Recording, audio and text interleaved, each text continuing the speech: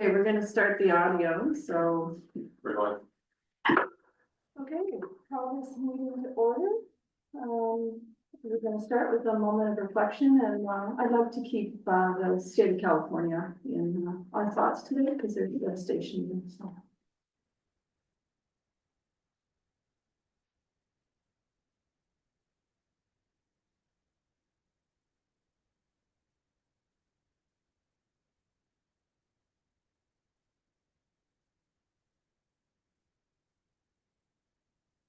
All right, moving forward, looking for confirmation of the agenda. I have the recommendation that the council agenda dated January 14th, 2025 be approved as circulated. Moved by Councilor Martin, second by Councilor Wilhelm, or Deputy Mayor Wilhelm. It'll take me a minute to get used to that. All those in favor? Carried. And now is the time to declare any pecuniary interest if you have any. Seeing none, we'll move forward. There is no report of closed session, so we are on to item 6 for consent agendas. Would anybody like anything pulled to discuss? Councilor or Deputy Mayor Wilhelm? 6.29. That's Thank you. on the travel. Very concerned about the government subsidizing these. Yeah. Yes. Anything else, or do you want to discuss that right now? Whichever you prefer. I think we should send a letter off for support, whatever, that we're not in agreement with the government subsidizing those travel tips. I think they use the same man as showing a profit of over $100 million. Why should the residents of Ontario subsidize them? I would agree.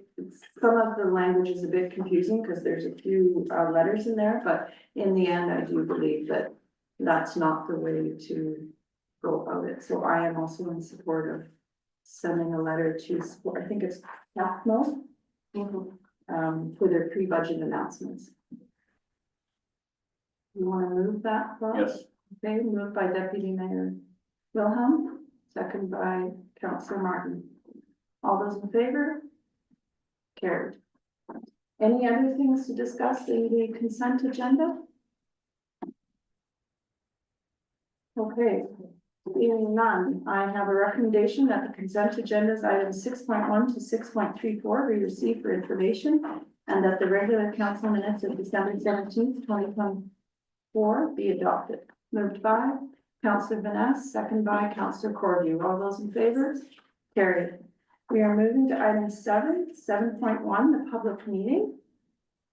So I'm having a recommendation here that the council meeting be adjourned at 9:33 in order to convene a public meeting pursuant to section 34 of the Planning Act concerning an application for zoning bylaw amendments for the property located at 2454 Road 125 in the Township of Perth South.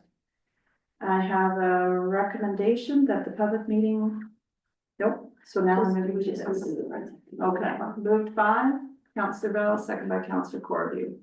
All those in favor? Carried. I think Hayes. Yeah. Okay, so we have adjourned the regular council meeting.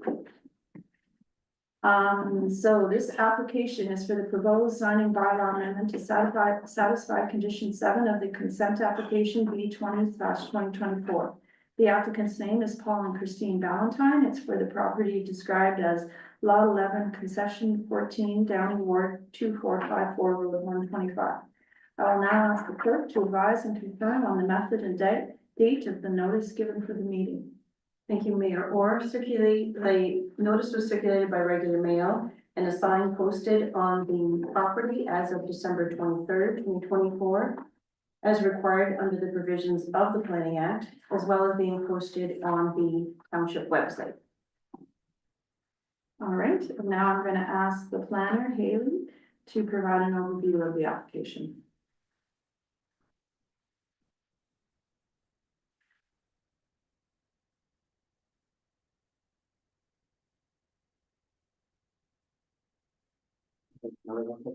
Okay, bear with me. Good morning, Mayor and Councilors. I will be presenting zoning bylaw amendment 9-24 for lands municipally known as 2454-2522 Road 125 in the Township of Perth South. The subject lands are located west of Road 125 and north of line 14. The surrounding properties are primarily used for agricultural purposes. The subject property is designated as agriculture and natural resource environment, and the subject property is currently zoned agricultural and natural resource environment zone 2. Next slide, please. The zoning bylaw amendment is required to fulfill a condition of consent application 20-24 approved by the county's delegated authority to sever a surplus farm dwelling from a farm operation. The severed residential parcel is 0.4 hectares and includes a dwelling, a framed barn, private well, and septic. The retained farm parcel is 32.9 hectares and contains a single detached dwelling and 2 barns. The zoning bylaw amendment is required for the severed lands to recognize the residential and accessory uses on an undersized agricultural parcel and for the retained lands to prohibit any new residential development. Next slide, please. The zoning bylaw amendment aligns with the provincial planning statement and the County of Perth official plan addressing both the severed and retained lands. The severed lands will be rezoned from agricultural zone to special agricultural zone A1, permitting non-farm residential use, including a dwelling and accessory structures. The retained lands will be rezoned to special agricultural zone A3, which prohibits new permanent residential development, ensuring the land remains for agricultural uses. In light of the foregoing, it is the opinion of staff that the zoning bylaw amendment is consistent with the provincial planning statement and conforms with the County of Perth official plan. Thank you, and I'm happy to answer any questions. Any questions for Haley? Councillor Bell? There was a change of use for the 2 barns. What did it go from and what is it now? Through the chair, off the top of my head, I can't remember what the livestock was, but right now it's for accessory structure use, like for storage and personal use. And that was done before this application. Yeah. Any further questions? If not, does the applicant or the agent wish to provide any additional information? I don't see the Valentines in the room. Okay, I'll now ask the clerk to provide any comments received from the circulated agencies and landowners.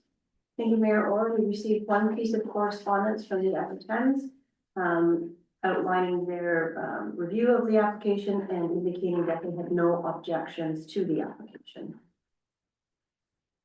All right, is there any person in attendance who wishes to make any comments regarding the application? All persons are to state their name and address for the minutes.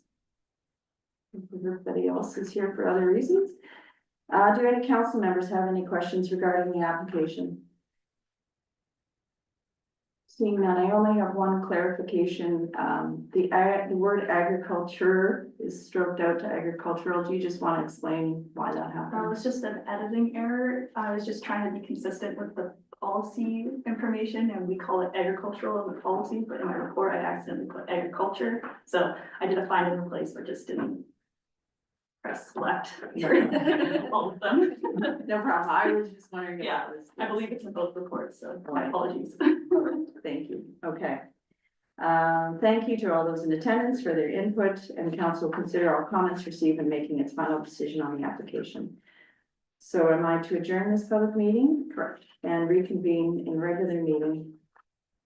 Okay, so I have a recommendation that the public meeting pursuant to section 34 of the Planning Act concerning an application for zoning bylaw amendment for the property located at 2454 Road 125 be adjourned at 9:39, moved by Councillor Deputy Mayor Wilhelm, seconded by Councillor Corview. All those in favor? Carried. All right, and now I have a recommendation that the Township of Perth South Council receive the report dated January 14th, 2025, entitled Zoning Bylaw Amendment Z9 2024, submitted by Leanne McDonald on behalf of Paul and Christine Valentine, affecting lands described as concession 14, part lot 11, the municipally known as 2454-2522 Road 125, and that the Township of Perth South Council approve the zoning bylaw amendment Z9 2024. Moved by Councillor Martin, second by Councillor Vanessa. All those in favor? Carried. Okay, we are on to our 7.2, the consent application. Should she read the report first, or do you want me to? I believe, Haley has a short presentation. You want to do that presentation now, Haley? Thank you. I'll be presenting consent application B 46-24 for a surplus farm dwelling severance located at 5788 line 8 in the Township of Perth. Next slide, please. The subject application proposes to sever a surplus farm dwelling residence that will result in a farm consolidation. The consolidated farm operation is owned by Foster Northern Farms, Inc., and the applicants are requesting a severed portion of land with an area of approximately 0.7 hectares and an approximate lot frontage of 52.5 meters on line 8. The severed lands contain an existing dwelling, detached garage, septic, and well. The lands to be retained are approximately 41 hectares in area with an approximate lot frontage of 354.8 meters on line 8. There are no existing structures proposed to remain on the retained lands. In light of the foregoing, staff are supportive of the proposed severance and are of the opinion that the application is consistent with the Provincial Planning Statement 2024 and conforms with the County of Perth official plan, subject to the recommended conditions of the consent approval being fulfilled. As such, staff recommend that Perth Sub-Council recommend to the Perth County Land Division Committee or its delegated authority that the application for severance be supported with the conditions listed. Thank you, and I'm happy to answer any questions. We've seen this one here before, but any questions for Haley? Seeing none, I have a recommendation that the Township of Perth South Council advise the Land Division Committee or its delegated authority that the Township of Perth South support the application file B 46-24 submitted by Foster Northern Farms for lands described as concession 4, lot 6, municipally known as. Sorry, could we just change that to part lot 6? We just found it. Okay. Yeah. Perfect. For lands described as concession 4, part lot 6, municipally known as 5788 Perth line 8, subject to the conditions listed in the report dated January 14, 2025. Moved by Deputy Mayor Wilhelm, second by Councillor Bell. All those in favor? Carried. Thank you, Haley. All right, we are at 7.3, the consideration of the drain reports. Do I need to move into? No, we just followed it. This one here? We just introduce. Okay. The script from the top here. Okay. So I'm welcoming Brandon this morning, he's briefed. So welcome to all those attendants for this meeting, and I'm going to call the engineer to present the drainage report for the municipal drains, McEwen Drain, Branch E, the McEwen Drain from CN&M Farms Fork Crossing, and the Thompson Drain. The engineer reports are on December 13th, and the engineer is Brandon Widner from Street Associates. So Brandon, you have the floor. So good morning, everybody. I guess it doesn't matter which way or what order we present these. So maybe we'll start from bottom to top. There's 3 separate reports here and they're all in the same general area. They're in the area of line 29, road 134. So the first one we have is a culvert on the McEwen Drain called C&M Farm Course Crossing. So the McEwen Drain is a project which our office has done many times. We did not too long ago, we did a crossing downstream on this for Mr. Nyhouse. This is further up. Essentially, replacement of an existing culvert. We're adjusting the location slightly, so we're installing a nearly 2,000 millimeter diameter culvert for C&M Farm Course. Some of this was brought to our attention with the project on Branch E. As well as the existing pipes in poor shape. This is being done as a minor improvement. That being said, a minor improvement is assessed all to one person. He still receives grant for it. It makes the project a little simpler paperwork wise and it expedites it. So we have a project here valued at approximately $30,000. It's all assessed to that landowner.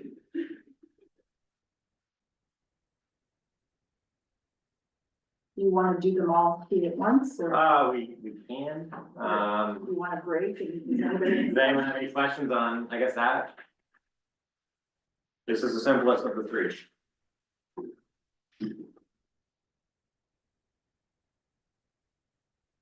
The next one we have is branch B of the McEwen Drain. So branch E of the McEwen Drain is an enclosure that is requested by C&N Farms. It is on two properties. They own both sides of the road there. This is Road 134. There's an existing drain here, it's a small open ditch. Mr. Van Straten asked for an enclosure.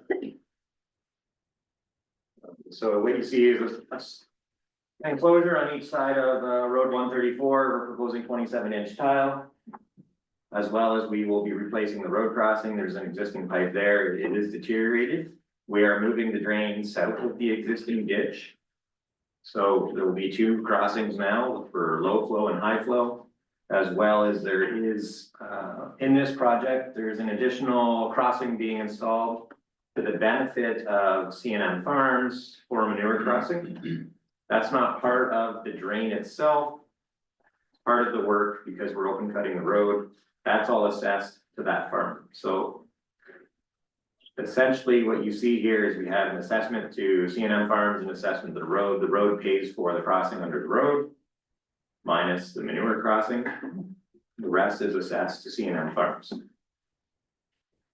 So you have two landowners, no one else upstream is paying. As it's an enclosure, there's no grant. This project's valued at $127,000. And lastly, we have the Thompson Drain. So the Thompson Drain is a regular tile system being done as a regular project. It's grantable. There is this time two landowners involved. This is the largest of the projects, but this is a regular tile system that is valued at $162,000. It is a 2-inch design for those of you. So it's slightly above the 1.5 inches is typically we do. It's a 21 at the bottom end. It dumps into what is the new McEwen enclosure. So it's tied into there. It then goes across a couple of the Van Straten farms into the last one, as well as we have an existing branch that goes into the Coscamp farm on the other side of line 29. So we do have a bore proposed under line 29. This replaces the existing. There is an existing drain that does run down line 29 in front of the Coscamp farm, because in the past that was two, let's say 100-acre farms. It's now consolidated, so we are abandoning that. That being said, this is a regular one that's grant on it, except for the cost increase at above, and yeah, we do have a bore. But does anyone have any questions on, I guess, each of them? No, one thing I will say is we would like to tender them all as one package. They are 3 separate projects for billing purposes, but we would like to make it one tender. And I would ask that Mr. Van Straten, who gets all the damage on this, he can pick the dates when you'd like it done. Any questions from council for Brandon? It seems relatively straightforward, but go ahead, Councilor Corbin. Brandon, in your drainage thing under administration, there's interest in harmonized sales tax. Is there interest charges on depending on how long it goes, or is that all harmonized sales tax? So, and maybe Lizette or, well, yeah, Lizette, I guess, is be able to explain this, but municipality pays a portion of GST, I believe it's 1.76%.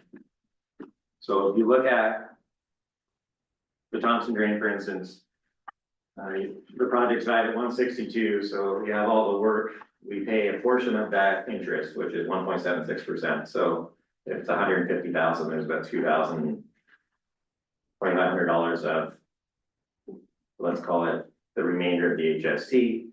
The interest is the carrying cost on the project, so this project was issued in December, so the municipality essentially pays the survey plan and report when the report's issued. We typically don't do intern billings.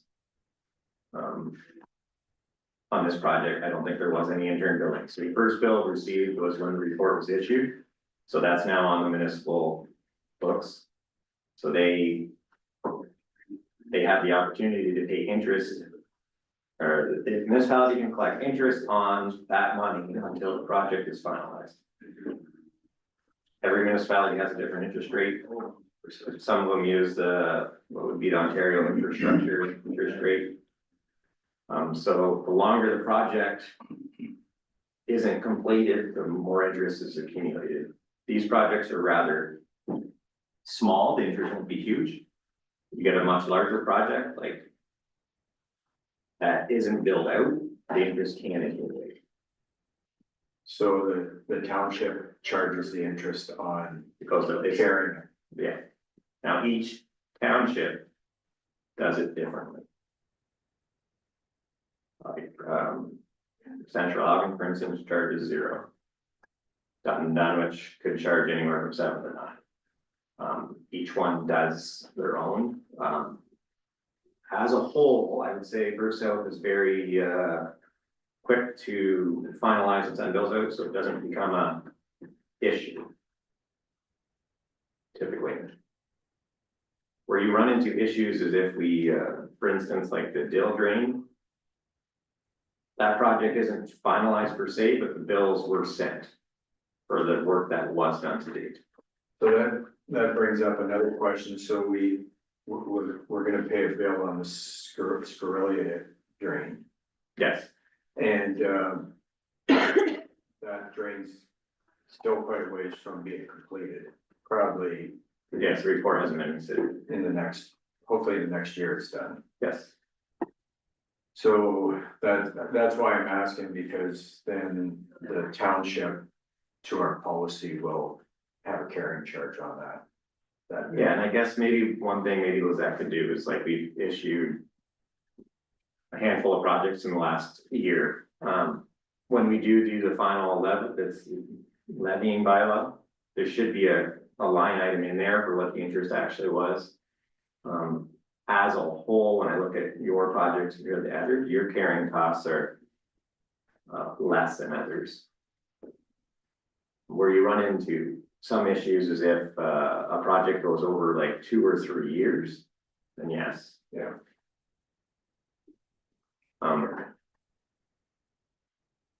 Did that answer your question, Sam? I guess I'll have one when we go to do payables. Yes. Okay, yeah, thank you. Councillor Bell? So the culvert on 134, is that, it's in no good condition, or we're just upsizing it, or what's? It's not in great shape, so 134, there's 2 laneways on each side, the culverts north of it. It's not in great shape, and there's a number of utilities there. We did look at it now when Ken was actually out there himself, Mr. Bettles. So it's also undersized for today's standards, so with the new replacement, it brings it up to a roadside design standard. But yes, we are putting in, I believe, this isn't the plan in front of me, there's one going in each, so we have a low, like a 750 for the new 27-inch enclosure, then there's a surface pipe will be replaced where the existing one is, but we are bringing it up as the ditch is gone. So it's a 2-stage system. Now, it's a high flow and low flow. Any questions regarding the design and details? Go ahead, Councillor Vanessa. So on the McEwen, we're crossing the road on Thompson and McEwen. We're open cutting one and we're boring the other one, and yet the cost is exactly the same. So on the McEwen, it's 2 separate locations, so it's essentially 2 crossings. The So you're crossings open are, cutting the road twice? yes, Can we not do that once? Why are we doing it twice? there's 2 reasons. The new pot tile isn't being installed where the existing ditch is. We're going south of it due to some utilities as well. Essentially, some of the issue is there's very hydro on the north side of the bank on the McEwen drain that feeds that house. As well as we are putting a 2-pipe system in. Jerry is paying to install the manure pipe, which is going to be installed above the tile. Tile sealed, it's away from the ditch. So Jerry is paying for this, the supply and install of that pipe, but because they're in the same trench, there's savings mutually between each other, because there's essentially 3 pipes being installed. But if we're moving that drainage just because of hydro or other utilities, that's not the township's problem, is it? Why are we paying for that second cut? Because we're putting a high flow and a low flow in, and typically we don't enclose a drain exactly where the ditch was. The buried hydro is private hydro. That feeds the Van Straten house to the east. As well as there's fiber there, so the new drain is being proposed essentially where, or just south of the laneway that goes back to that barn. That's where the tile is going to be, because we also need to pick up the Thompson drain, which is on the south side of the ditch, but it's also on the south side of the laneway to the house. And there's some holes there. Yeah, and we do have a bore proposed under line 29. And then also, just a question, this drain is being spec'd for a 2-inch coefficient. Is that grantable then, or is it grantable No. just 1.5 inches? Grantable on 1.5 inches, so it's all separated. No, it's good. Now on this drain, everyone's paying for it, because they were on board. Yeah, it's 2 people. No, that's fine, thank you. Any other questions about the designs or details? Now I'm to open up the discussion to members of council for comment or clarification from the engineer and or the public. Anybody have any questions? The 2 landowners are here. Okay, seeing none, if there are any persons, including members of council, would like to withdraw or other names for petition. Okay. Mayor to call the drainage engineer, drainage superintendent to explain next steps in the process. Spots here, including the appeal process if the drainage report is adopted, the court division process. He's not here, so. So I'm to request a resolution to receive and adopt the report made by Councillor Vanessa, second by Councillor Corby. All those in favor? Here. So I need to set a resolution for the date for the court of revision. And the suggested date currently is February 4th, 2024 at 9:30 a.m.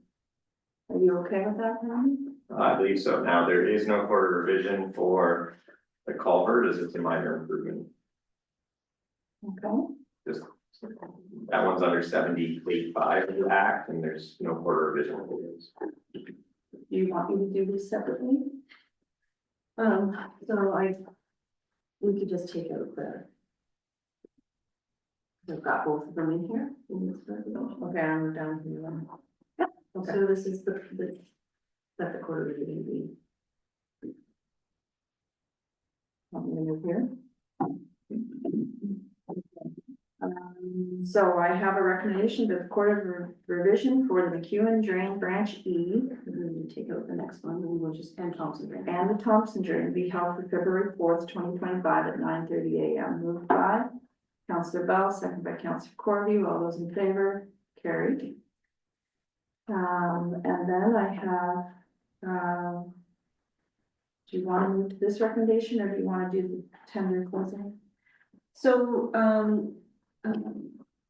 Brendan and I had a discussion yesterday about when to call the tenders for these projects. As he's indicated, we had talked about maybe February 11th closing the tenders so that they could be awarded at the February 18th meeting. But as he had indicated, Mr. Van Straten is the main payer on these drains, so we are willing to work with him to see if those dates work for him. Well, I guess the question for Van Straten is, When do you want it constructed? Or do you have preference? Preferably after the meeting, so, So August 15th or August 30th? This year? August 15th, we should be good. Okay, So having the tenders close the February 11th and then awarding them, we'll just include that in the. and then we'll put a date in the tender to ensure that it's constructed after that date. Perfect. And you're putting all three together. Yes. Okay. So, you want me to read this recommendation and the council approves tendering for the McEwen Drain Branchie, McEwen Drain, St. Anne Farms Court Crossing, and the Thompson Drain, And then we can just add to close February 11th. to close February 11th. Moved by Councillor Martin, second by Councillor Vanessa. All those in favor? Carried. All right. Thank you very much.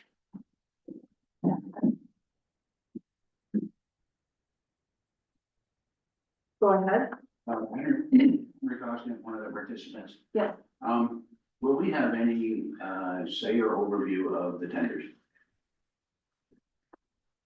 So generally, the tenders are, discussed with the drainage engineer.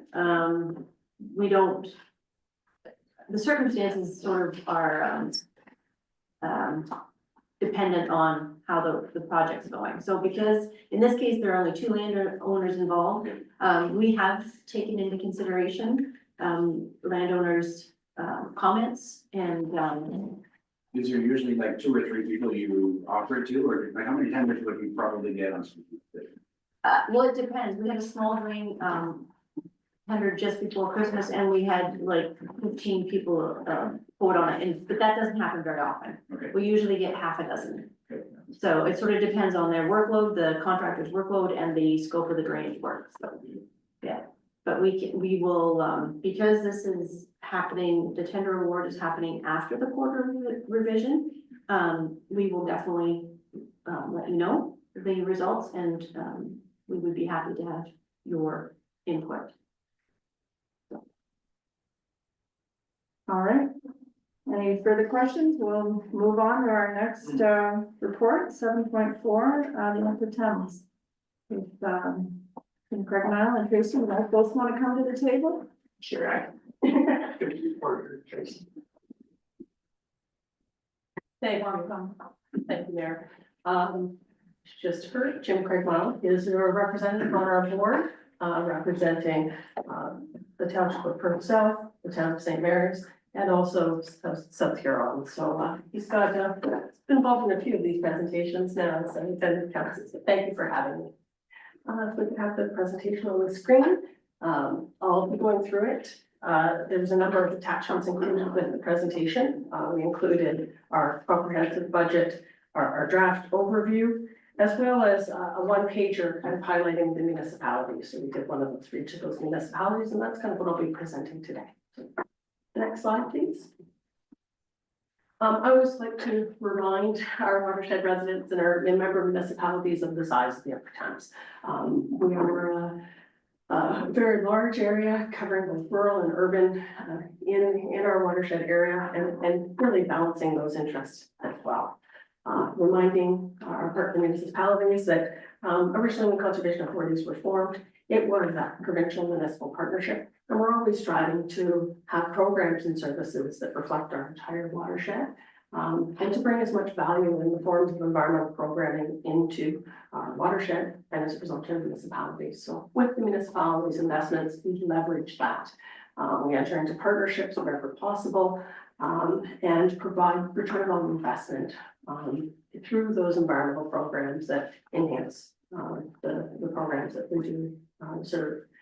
Certainly, there's some of those programs that are mandatory and others that are non-mandatory, and I'll be covering a few of those examples later in the presentation.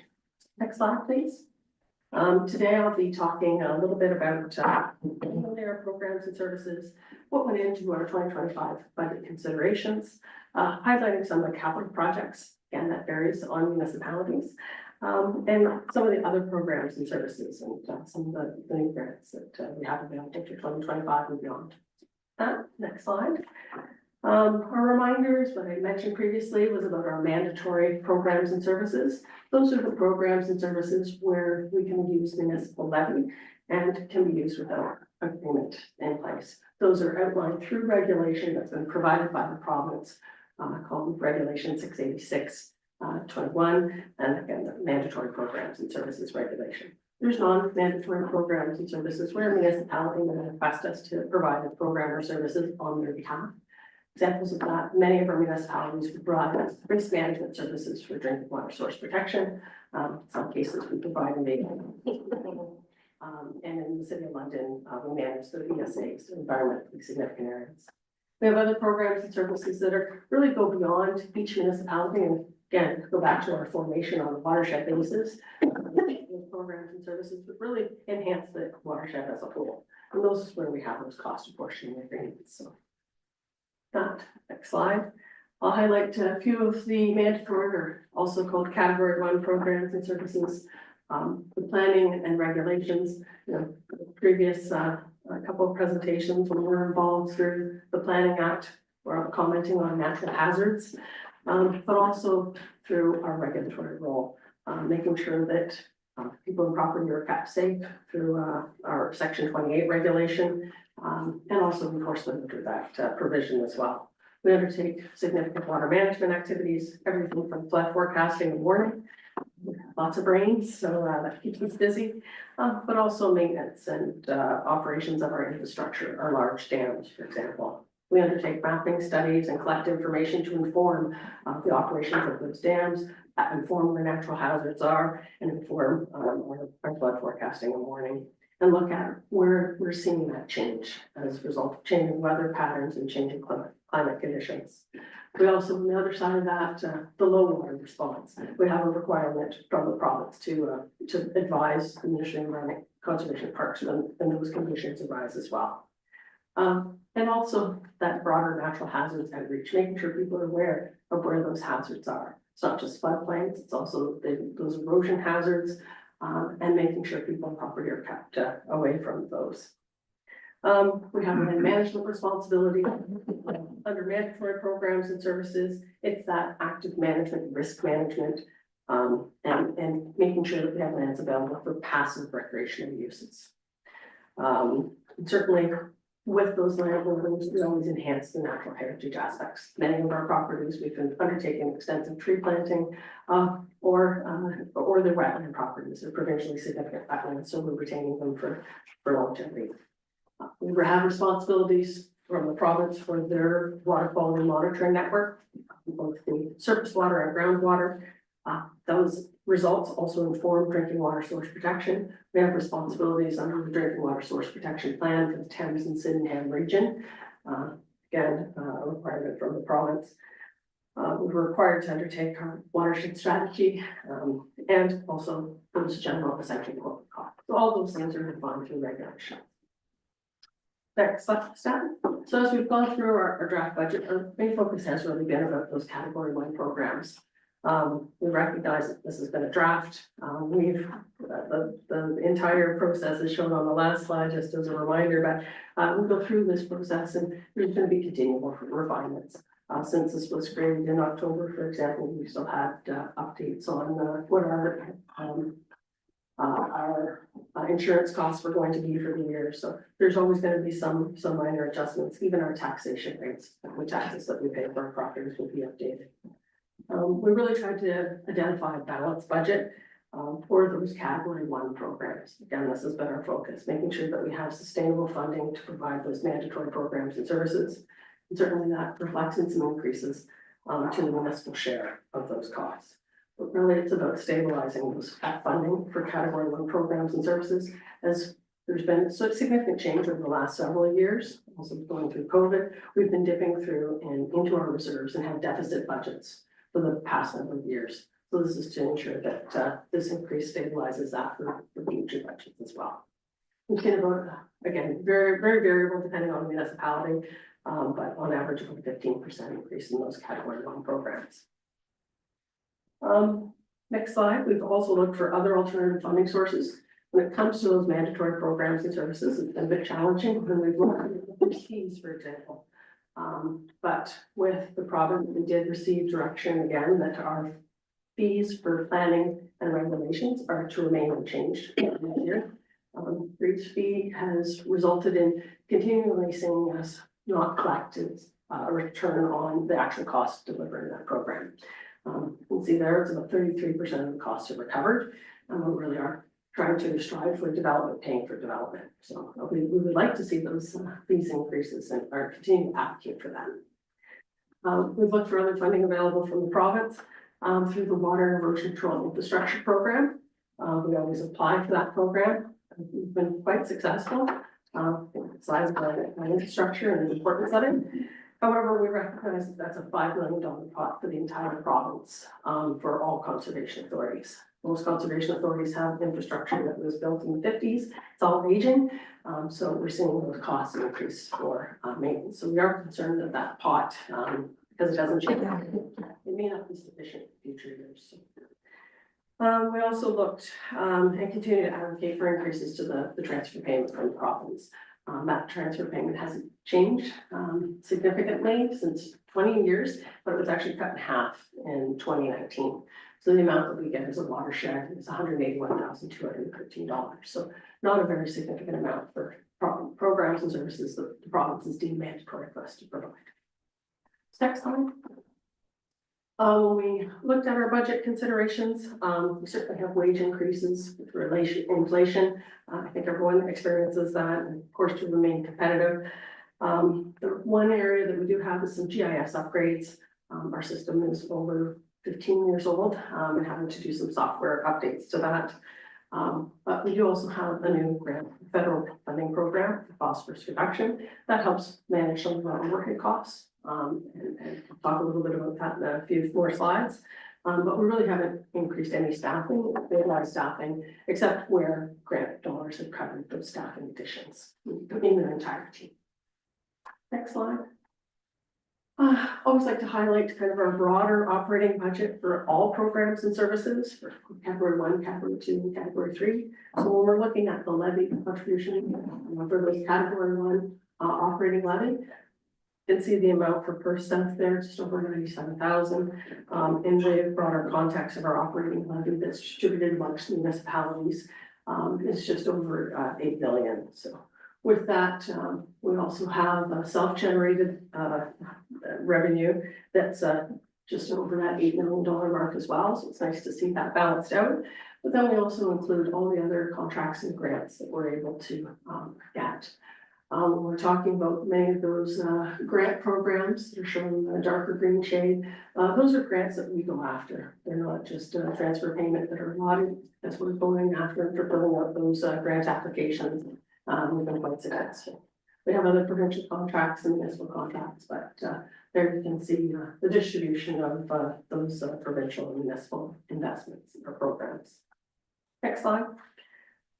When we're looking at personnel specifically, which I highlight the municipal contributions for category 1 amounts, it's about 85,000 there. And then we have the amounts for our benefit-based structure levy.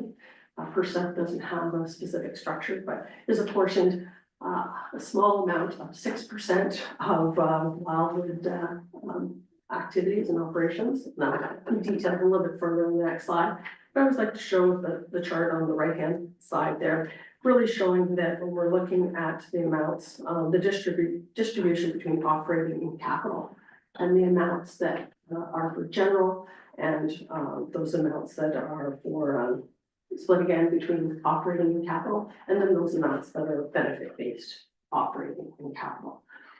So again, you can see those contributions that First Up makes in relationship to the contributions received from all of our other municipalities. Next slide. When we're talking about capital projects, there's considerable work planned for 2025. Again, the aging infrastructure, there's continuous dam safety reviews and monitoring and maintenance of those structures. So making sure that we're keeping them in a state of good repair. And recognizing that when we have those capital costs, they do vary significantly amongst municipalities because some municipalities are apportioned more of their benefit. For example, the city of London, it's on all of Fanshawe Dam operations maintenance, and oh, just shy of 75% of Wildwood Dam, so they're the significant beneficiary to those structures. We always apply for alternative sources of funding to offset those capital amounts, and WACI has been the key driver in that, so the amounts that you see and levy reflect that we have received funding for some of those projects that are already identified there. Wildwood Dam, out of the dam safety review, the requirement for some additional monitoring equipment, but also a safety boom. Certainly showing the amounts from percent. On the next slide, with the cost apportioning agreements that we have with our municipality and living person, we're able to continue to do that broader watershed work in the areas of stewardship and restoration, sub-watershed planning and monitoring, and community outreach and education. Some of the key things that we've been doing for Perth South, I know the information sign is available for the township office. I don't think the weather conditions have allowed for its installation yet, but highlighting the LIT work done. We've undertaken some erosion control and water diversion projects within the municipality and the township. We've had 5 cover crop projects and over 6,400 trees planted, which is significant for a smaller township. So we continue to offer and collect fish survey information and benthic, those are the little bugs on the bottom of the creeks that indicate water quality. Those further enhance our water quality monitoring effort. And with those fish surveys, we're identifying some fish that are threatened that allow us to access more grant dollars. So again, coming back into the municipality. And certainly getting out to schools. I know Downey Central, there's been a couple of river safety programs, and there's 2 kindergarten classes that have been out to Wildwood this year. So the cost apportioning agreement amounts for South, they're just over $7,000, but we looked at kind of some of the general stewardship project costs this past year, and projects that have been implemented in the township were over $66,000, but out of that, over $41,000 was through grant funds. So significant return on investment to get those projects in the ground and seeing enhancements in the township. Next slide. This is one that we're quite excited about, is the Thames River Phosphorus Reduction Program. Again, one of those stewardship projects, but goes beyond the work on the ground and implementing phosphorus reduction measures, but also allows us to enhance that monitoring progress, look at targeted sampling locations, as well as partnering and extending that to community outreach and education. So that covers everything that we do within those category 3 agreements, but allows us over $17.4 million between late last year and March of 2028.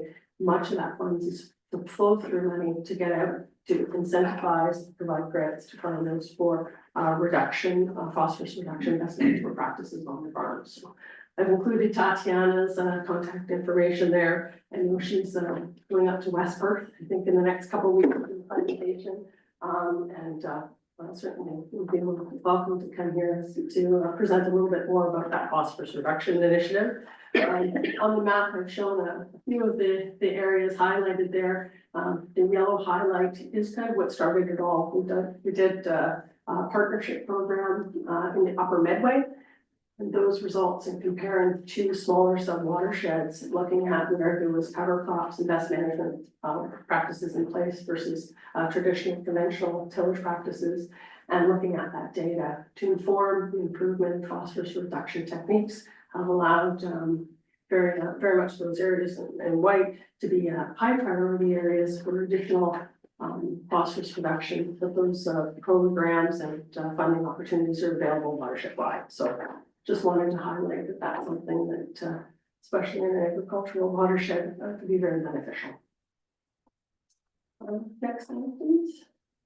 With that, when we look at our watershed, again, it's not just the Upper Thames, it's also the Lower Thames, the St. Clair Region Conservation Authority, the outlet to Lake St. Clair, and ultimately to Lake Erie. It's the goal of reducing those non-point sources of phosphorus reduction into our Great Lakes.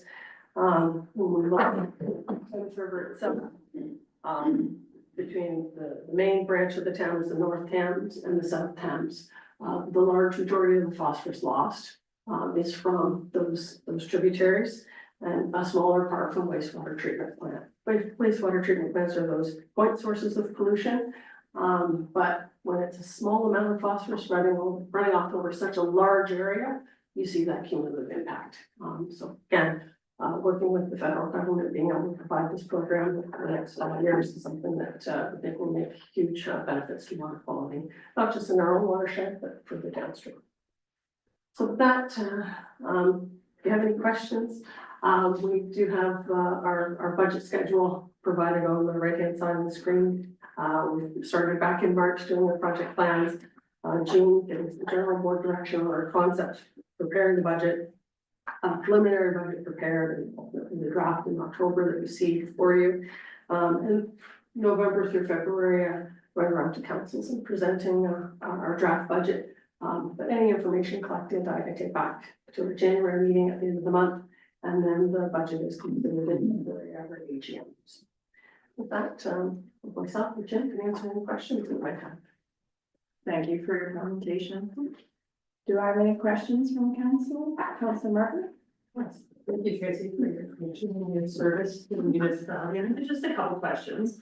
One, you talked about the natural heritage improvements that you've made within the municipality. Were some of those done on the lands that are owned by upper towns? And I wonder if you could speak to those. Yes, through there, I can answer the question to Councilor Martin. In some cases, it's both. We have been doing some improvements, more broadly in Perth South. Can't remember the exact location, but we have been doing work at Wildwood. And there a wetland enhancement project on our lands. But I do know that there was one other wetland project and water diversion project. I don't know the exact locations. Can certainly talk to our stewardship staff. I just have a table that outlines all the projects that were in the numbering scheme to kind of tally those projects, but that's certainly something that we can report back on if you're interested. Yeah, I'm Project interested locations. on, as sort of private landowners, right, you own land outside of Wildwood. If you're investing in village on those 6,400 trees that were planted in Perth South, were they planted on your lands or were they private? I believe, projects? yes, if I can through there, we might those were private land. You didn't plant any. I don't think they're included in those tallies. Can I ask you more questions? Yes, go ahead. Quickly, the GIS sharing investments, the investment you're making into those mappings, are they shared with the municipality? Can we use those for our own thing? If I can through there, certainly what we're investing in is the software itself. We've been using a dated software system that's no longer supported. So we're transferring over our software, but when we talk about the resource mapping that we have, that's something that we share to our municipalities.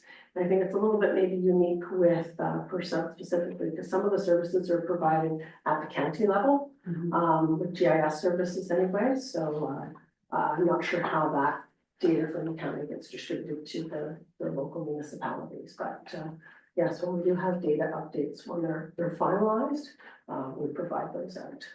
So open sharing of the map. Yes, and there's certainly some layers on our website that anyone can go in and download those layers through the open sharing portal. One last question. In category 3, you listed the school visits. Do our costs go towards those, or are the schools also built for those visits? Yes, to answer the question, it's a bit of both. The schools often pay a kind of a base amount, but there's additional costs. In some cases, it's busing costs and things like that. So the school might pay a portion of that. For us to have those programs and services available, a portion of that is through the municipal contributions in those category 3 agreements. Thank you. Any other councillors? Councillor Bell? So on it says no new staffing, beyond federal grant requirements. So I'm just trying to wrap my head around this. You're required to staff people based on the federal government today? If I can do that with the program, a federal grant program, because we needed additional stewardship staff to go out to work with landowners for administering the grant program. We required additional staffing, which is provided through that grant program. So there's no additional cost to our municipalities because the grant program is covering the cost of the program. So the grants are available. There's often that discussion with our stewardship staff to determine soil types, what are the best management practices for that land use, and to work within the farmers' operating methods. So there's that part of it, but also the communications part too. We're making sure that our website's updated, applications can get filled out, and information shared. We're working collaboratively with some of the other conservation authorities that received the grant funding as well, to make sure that we've got some consistent messaging about ensuring that everyone's aware of these grant programs, how they can apply, and what might be of best use for those grants on their properties. And I would say too that this year there's even allowance for stacking different grant applications. In the past, there's been a limitation. If you're applying for one grant, you may not be eligible for another. In this case, we try to work to stack those on top of one another to get the most return with those grants to the local farmer. Yeah, so do those grants, they start with the government or they start with you guys? I was just wondering how those come. Does the idea of the phosphorus reduction come from you, or does that come from the federal government today? Great question. That's kind of like what came first, the chicken or the egg? There's certainly been a long-standing data collection, again, through the provincial water quality monitoring. But I'd say over the last 20 years, even, previous to that, there used to be something called the LAMP, the Lake Erie Management Plan.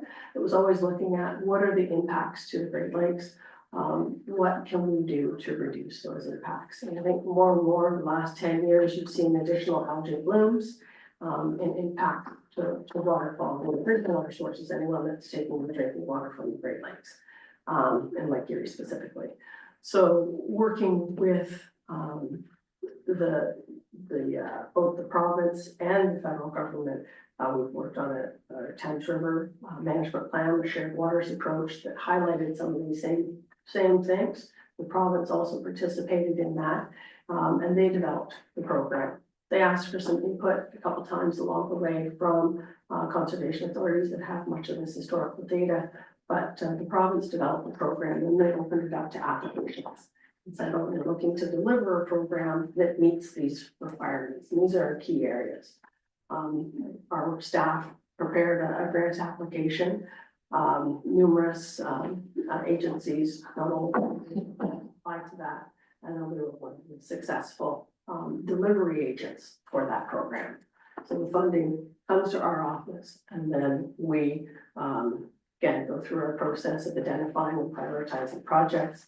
We have a criteria for each one of those projects, and that's all posted online too, to highlight which projects are eligible and meet those requirements of that funding have identified, and then we distribute those funds. So it's lots of discussion, and then of course there's that continuous monitoring and reporting back on how much funding has been distributed, what's the types of projects, how many acres have had cover crops on them, for example, and then looking at water quality over time and seeing what those impacts are. So it's multifaceted. I know from the review process, we were told by the province or by the federal agencies that were reviewing the applications that once they saw the submission by the Upper Thames, our program that we had developed was the one that all of their applications were measured against. So I hope that speaks great to our staff and to develop a program that, again, building on what we've already been working on in the Upper Medway, working with the Ontario Soils Crops Improvement Association, partnering with University of Guelph, Waterloo, has really gave us the insight to know what works in our watershed, and having that data to inform what a program could look like watershed wide. So I think it's great news, especially for rural municipalities, to be able to offer those grant programs to local landowners to again, incentivize some of the changing land use perhaps, and looking at alternatives for planning rotations. One more. Yeah. So you mentioned there's some programs that are mandated by the provincial government. And it's, I think it was $181,000 you get back from the provincial government. What do those programs actually cost you? Exactly what's been shown in the budget package, just over $8 million.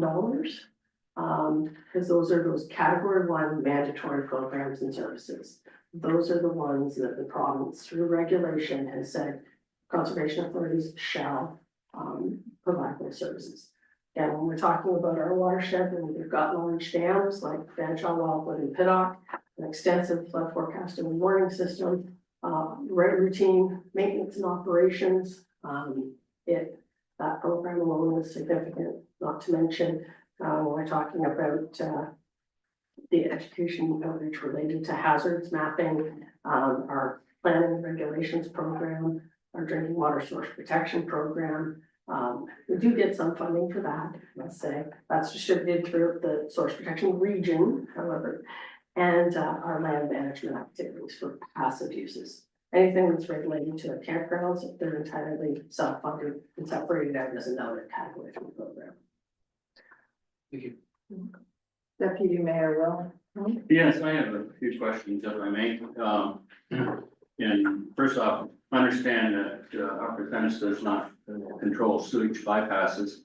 However, I do understand there is a large volume of sewage gets bypassed every year into the water courses. And I think that that should be stopped. And it increases the phosphorus, I understand. And the other thing on phosphorus, are you going to educate residential use on phosphorus? Because my understanding is that there's a large amount of phosphorus comes from people fertilizing their lawns. And it appears that you're picking on the agricultural community, and there's other factors that need to be addressed. Thank you, Mayor. To the Deputy Mayor, certainly education and outreach on all forms of phosphorus is part of the program. The focus is on the agricultural community, again, going back to, because it's such a broad area. Little bits off such a broad area have that cumulative impact. It's not really picking on or pointing on anyone, it's looking at a large area of our watershed is agriculture. So let's focus on that large area and let's incentivize it. So agricultural practices and looking at opportunities for improvement. I think this is a win-win for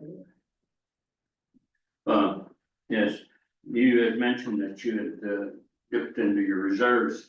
And if I recall correctly, Upper Thames hired an individual to manage their lands. And my understanding is Upper Thames being a very large land holder, that you have quite a bit of agricultural land that you farm or rent out. Have you considered, and I think there was a report done on selling some of this reserve land, i.e. from the Bengal Dam when it was looked at and Upper Thames purchased a lot of land. Is that a possibility that would be sold and to farmers, and then you could use that money in your operation or invest it? Yes, thank you for the question, Deputy Mayor. Yes, the short answer is yes. As part of one of the deliverables last year to meet all the legislative requirements was for us to undertake a lands management strategy. Understand Perth, I couldn't manage to meet that out of conflict that day, but Perth attended the session we had up in West Perth's office.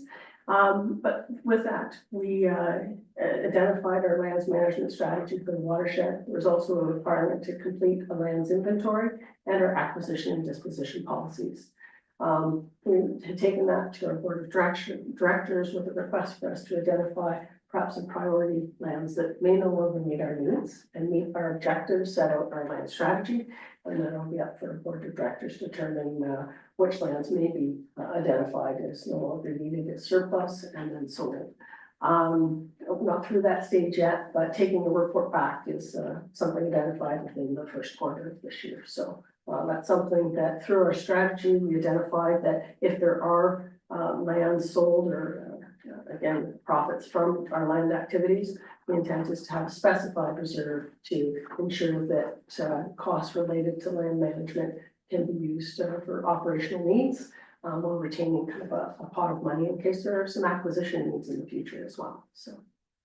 Last question, I congratulate Jim on attending the meetings because I'm sure he feels like he's banging his head against the wall because the city of London controls Upper Thames, whether anyone wants to admit it or not. They have the most votes and they control Upper Thames, which is very disappointing for the rural areas. With that, is Upper Thames going to bring their budget in line? Because you cannot continue double-digit increases every year, and it has to come to an end, or certainly get slowed down. Okay, but I can answer a couple of questions regarding London. When it comes to the budget vote, London only receives 50% of the budget vote. That's distributed throughout the rest of the members. So when dealing with that vote, it is very much prescribed again in the Act. How that carries out, because they don't want one member having more than 50% of the vote. So that's certainly one of the things. And again, this is the intent is to stabilize our budget now, knowing what is mandatory, what our costs are for mandatory. This has been the first year of us going through this new budgeting requirement from the province. We recognized last year, we were in a deficit last year as well. And this is really just to address that deficit. The intent moving forward is to have more of a stable form of budgeting framework, some general cost of living type increases. But I say that with the caveat, be hopeful that the legislative changes have kind of settled down and we're not asked to do more than the province to. So again, when we're talking about these programs, it is all about what's mandatory for us to undertake. Thank you. Councilor Vaness? Yeah, thank you. Just wondering, of that grant you're receiving from the federal government, how much of that will go to overhead? What percentage? Oh, yes, through the mayor, I can't remember off the top of my head. If it was 10 to 15%, I want to say 13%, in that neighborhood. But good question, glad you asked it, because it gives me an opportunity to explain that when we have those types of grant programs, that overhead shifts over and reduces the overhead costs for the category 1 requirements. So certainly, again, when we have again, the staffing that's needed to send in checks to our finance department, because they're doing that work, they're able to use the grant dollars to code towards that. We have maybe a complicated system, but we allocate costs for those overheads to what work they're doing for what type of program. So if it's a category 1 program, the overhead's assigned to the category 1 program, but if they're working on a category 3 program, that overhead's assigned to the category 3. So it certainly helps reduce those overhead costs. There was a study in the Western Ontario Farm a year ago said that more than 80% of the phosphorus is coming from the Maumee River Basin, not from Ontario. What's happening with the Maumee River Basin? I mean, all I see is agriculture being blamed for phosphorus. If you've seen the price of fertilizer, I don't think there's a farmer out there wasting phosphorus. I really struggle with that. When 80% is coming from the US side, not from the Canadian side. Through the mayor, I certainly understand that, and with this phosphorus reduction program, I understand it gives it's tied to an international joint program where they're trying to undertake the same type of activities in the Maumee River Basin. So I can't speak to what the US is doing, just the intent from what Canada's efforts are through their understanding of the joint water. But yeah, certainly can recognize your points. Well, is Upper Thames, do they have any control of the septic systems coming out of the venue that are running straight into the lake? With that through there, that goes into Grand Bend, goes into Lake Huron, so that's outside of our watershed jurisdiction. So I can't speak to that. Just a question here. You had a nice presentation here. I noticed you omitted a few slides there from what was given to us back in early December. In 2024, Perth South paid $81,900 in fees. This year it will be $93,000, so we're going up approximately 15% in fees. And The general levy. the general levy, so you keep saying that it costs us that much, why does it that, why? Last year you hired 7 or 8 new people, I assume they've been let go again because those projects ended. No, through there, I can clarify that, with that, those requirements were to meet the new regulatory requirements, so more staffing was needed. And many of those positions will continue. There is a project that should be wrapping up the end of next year that may reduce one of those positions. So that's certainly that we evaluate positions as there's retirements and things like that, and different programs. But with that, so that was for planning and regulations to meet the new requirements for timelines that the province has required us to have permitting and planning applications completed within specified times. So that puts a significant stress on the existing staff load. So we had to increase our staffing capacity to manage those timelines effectively. And there's requirements for reporting back annually as well. Again, when we look at the amounts that you're saying and seeing, it is because we've been carrying deficits. That's the big driver of this budget year, is to eliminate the deficit funding. I know municipalities are not allowed to carry deficits, conservation authorities fit a little bit differently, but we've been carrying deficits for a significant amount of time and dipping into reserves as we've been seeing significant change from the province over the last few years. So this is really the same programs, the same services, it's just eliminating that deficit amount, so future budgets should be more stabilized. I guess, so right now, there's well over $20 million investments at Upper Thames. What is that money being allocated to? As shown on the one slide there with the pie chart, certainly the category 1 programs, maybe trying to think of the best ones to show you here. When we look at the pie chart that's included with the township of percent amounts, on the back side of that page, we have where the different programs are. We're looking at the category 1 operating expenses. Over half of that, almost half of that is straight there. So in the next 10 years, that $20 million will be used up? I'm not sure what the 20 million you're referring to. We're talking about category 1 programs and services. It's No, I'm really talking about reserves here. It's well over $20 million in reserves. What are we doing this for? okay. Thank you for the clarification, Councillor. When we're talking about our reserves table, much of those reserves are set aside for our infrastructure, our flood erosion control infrastructure. And they are specified to each individual structure. Does it also get a copy of that? I believe it's in the package, but I can double check here. Okay, well, that'd be great. Okay. And then one last thing, if I could mention, as you're speaking, please do not call money coming from federal, provincial grants. There's no such thing as grants. It's taxpayer dollars. There's no manna from heaven. Every dollar you receive is coming out of the taxpayer pocket somewhere in Ontario or Canada, if it's federal money. So please say it that way, as opposed to grants. Thank you. Thanks for your answers, too. Thank you. Councillor Clark, you had it. Talking about phosphorus, is there a way, I mean, it's agricultural practices, I guess, but is there a way, like, is obviously all the phosphorus isn't usable, or it's on the surface and it's washed back into the system, right?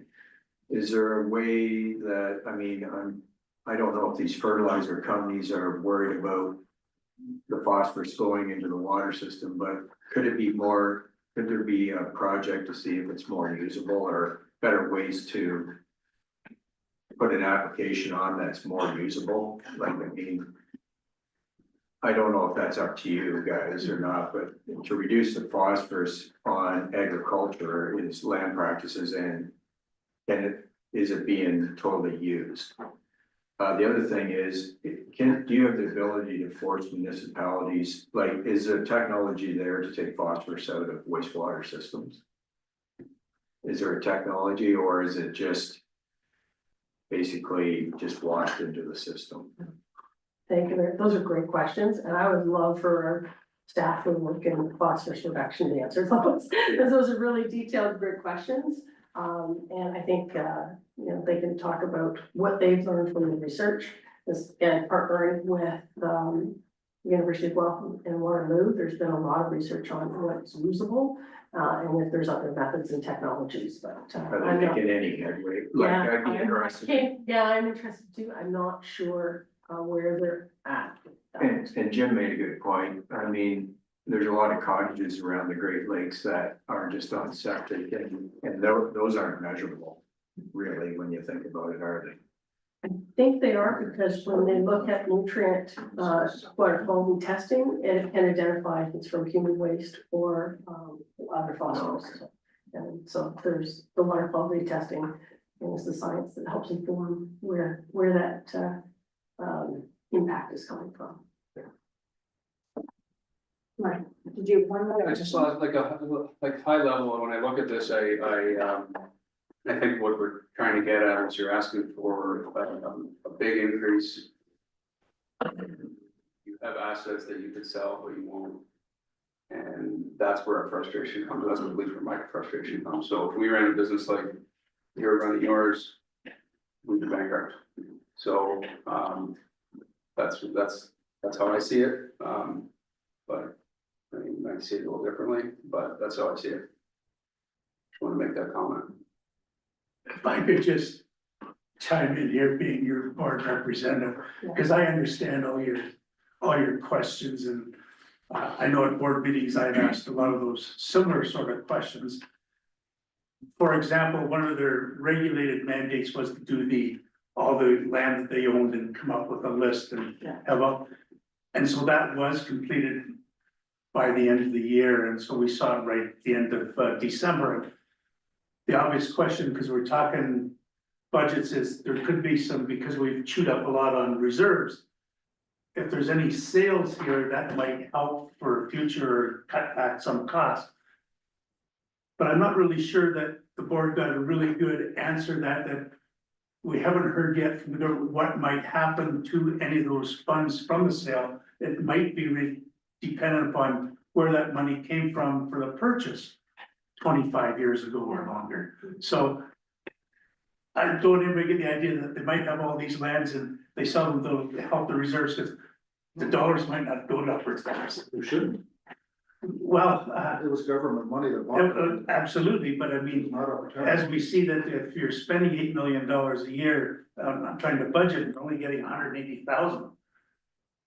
I mean, they're not coming through to pay their fair share, like we see it just about any sort of shared service that we all look at. I mean, I think the board was adamant that you can't keep having a negative budget.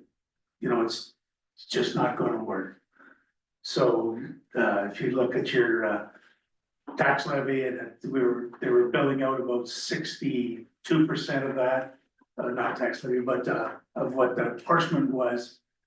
It had to go to 67 or 68% to get a balanced budget, and it just has to balance, and then you have to take it from there. So, I don't think any of us are happy with what the expense is, and I can't tell off the top of my head, but I bet there's almost over $600,000 to $1 million lost in just the planning fees with the reduction and things like that, you know, it's extremely difficult. I mean, but I hear all your, you know, I'm on board with everything that's been said, but. Any further questions? Councilor Martin? Just very quickly, And I'm sure it's not our frustration. I've only sat at this desk for 6 years, but for 6 years, Everton's has come and said, well, we just need some more money now. Right? So like, it's not that we don't believe you, that you just, but we don't. Because every year there's a reason, something comes up. What we wonder too is, are you looking at efficiencies within your own business? We go to Upper Town, it's a big, beautiful building, much more fancy than our municipal building here. There's all these colored copies and such, and generally you can find some efficiencies within a business. And is that something that we're looking at instead of continually asking for more money? It's getting, through the mayor, certainly that is something that we are looking at. An example is, we are looking at a streamlined service, efficiencies plan, engaging a consultant to provide some expertise in that regard for our planning and regulations program. So that posting went out the fall of last year, and we're engaging a consultant now. So that's one of our large areas, for example. A few other things, we work even administratively in collaboration with a larger buying group for office supplies and things like that. Many of our efficiencies that we have, even through some of our program areas and background information development, are coordinated with Conservation Ontario, our umbrella organization. So those types of things, we partner with other CAs delivering programs to bring that expertise together, so that we're not always having to have that expertise in-house, for example. So things like that, insurance as well, we go out regularly to compare. In some of our insurance needs, it's coordinated through a larger buying group through Conservation Ontario. So always looking for opportunities. This year as well, participated in the Health Excellence Program with WSID to see the reductions in our rates in that regard. So certainly when we're looking, we're keeping our eyes out and trying to reduce those costs.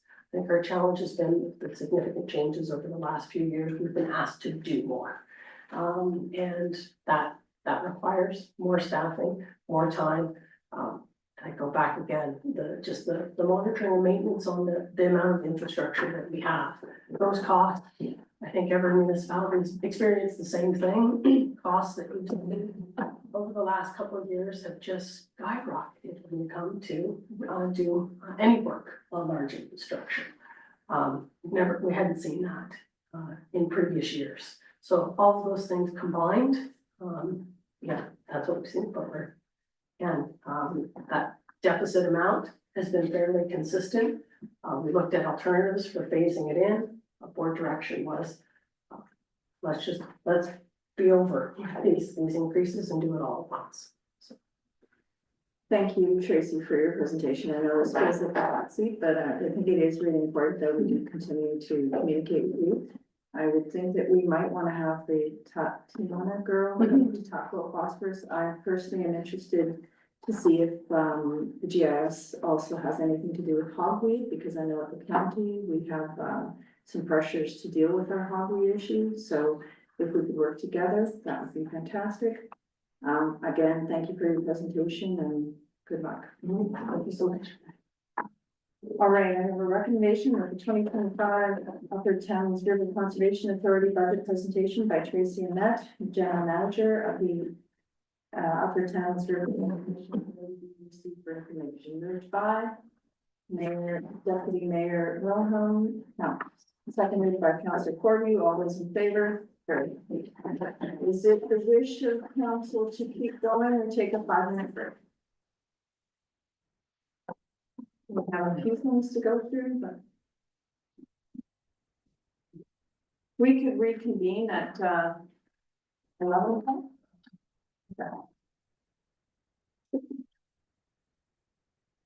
Thank you. Thanks, okay.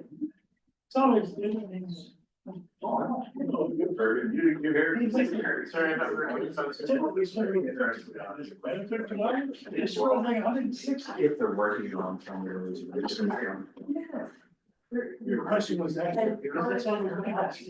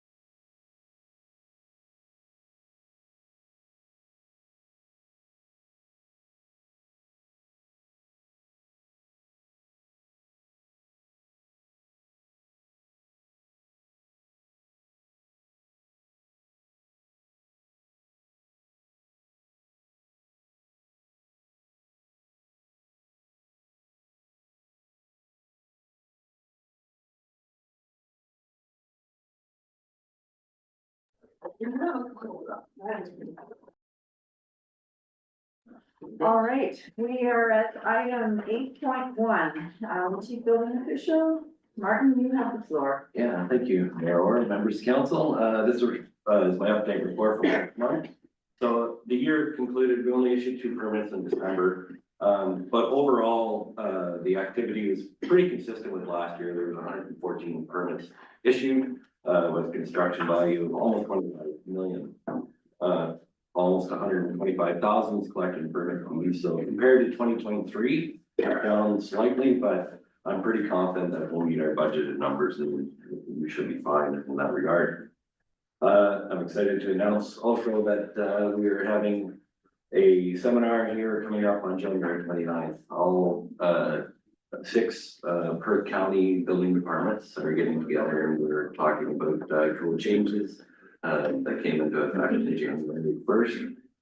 So it's from 9 to 2 at the Rotary Complex in Stratford. If you know anybody that's interested in coming to that, by all means, they're tell them to phone and register. We'd be happy to see them.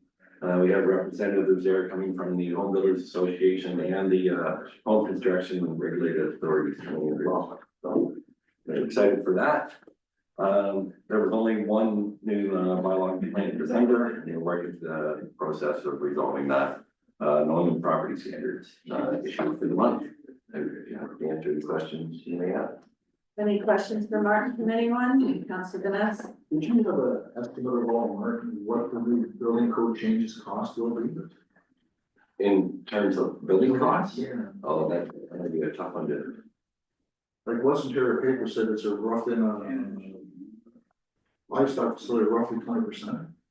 Yeah, it could be. I don't have those numbers, but if I do hear them or see them, I'm happy to bring them back. Because the thing is, it's gonna, like, every producer out there, like you saw, it's gonna cost me 20% more now for insurance too, because of the new code. Because to insure my facility, by every building, I have to insure to build at a new cost. So my insurance costs are gonna go up 20% too. That could be. We're just not sure yet on a lot of things when it comes to design of these larger buildings, right? They're designed by a structural engineer, so nobody's really ran the numbers yet for their buildings. You know, everybody's concerned about the trusses being at 2 foot centers. That may not be. We just don't know yet. There are new wind loads and snow loads that are mandatory now that weren't before. So it'll be interesting to see when the designs start coming in. Will there be somebody at this meeting, speaking about farm agricultural buildings? Yes, you're looking at it.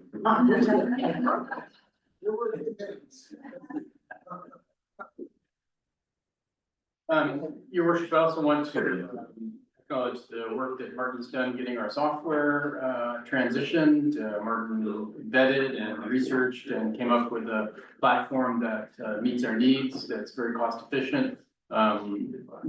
Because the software we were using previously is basically being transitioned out. We needed to find a new solution and work with them back and get the data and upload it. And Martin, correct me if I'm wrong, I think you just issued your first permit with the new platform? Yeah, there's a couple permits issued. We're excited about this new platform. There's going to be a portal that is going to be on our website. If somebody wants to submit a building permit application, they can do it online. And just drop and load all the documents into that. And they can do, if they want to request an inspection online, they can do that as well. We're working through that because our IT department's pretty limited here. But we're figuring it out.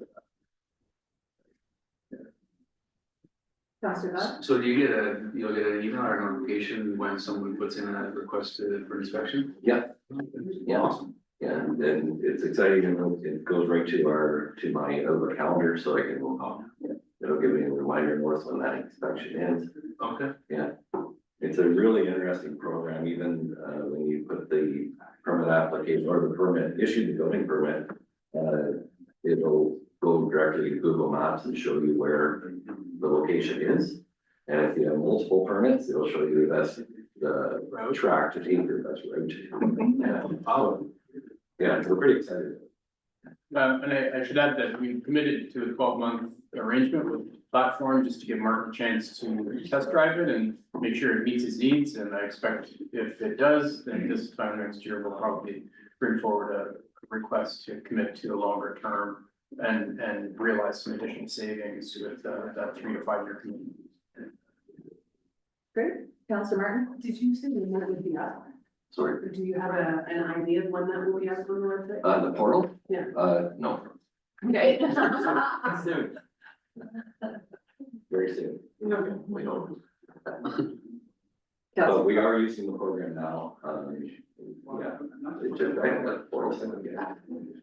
Councillor Corby? You wanna print me off a couple of flyers and I'll pin them up for you at the lumberyard? Sure. And we'll see if we can create some interest for it. Sure. Yeah, if you know any, it doesn't have to be a contractor that, anybody with direct. Well, we have a place where we can have stuff like that and people, they'll see them.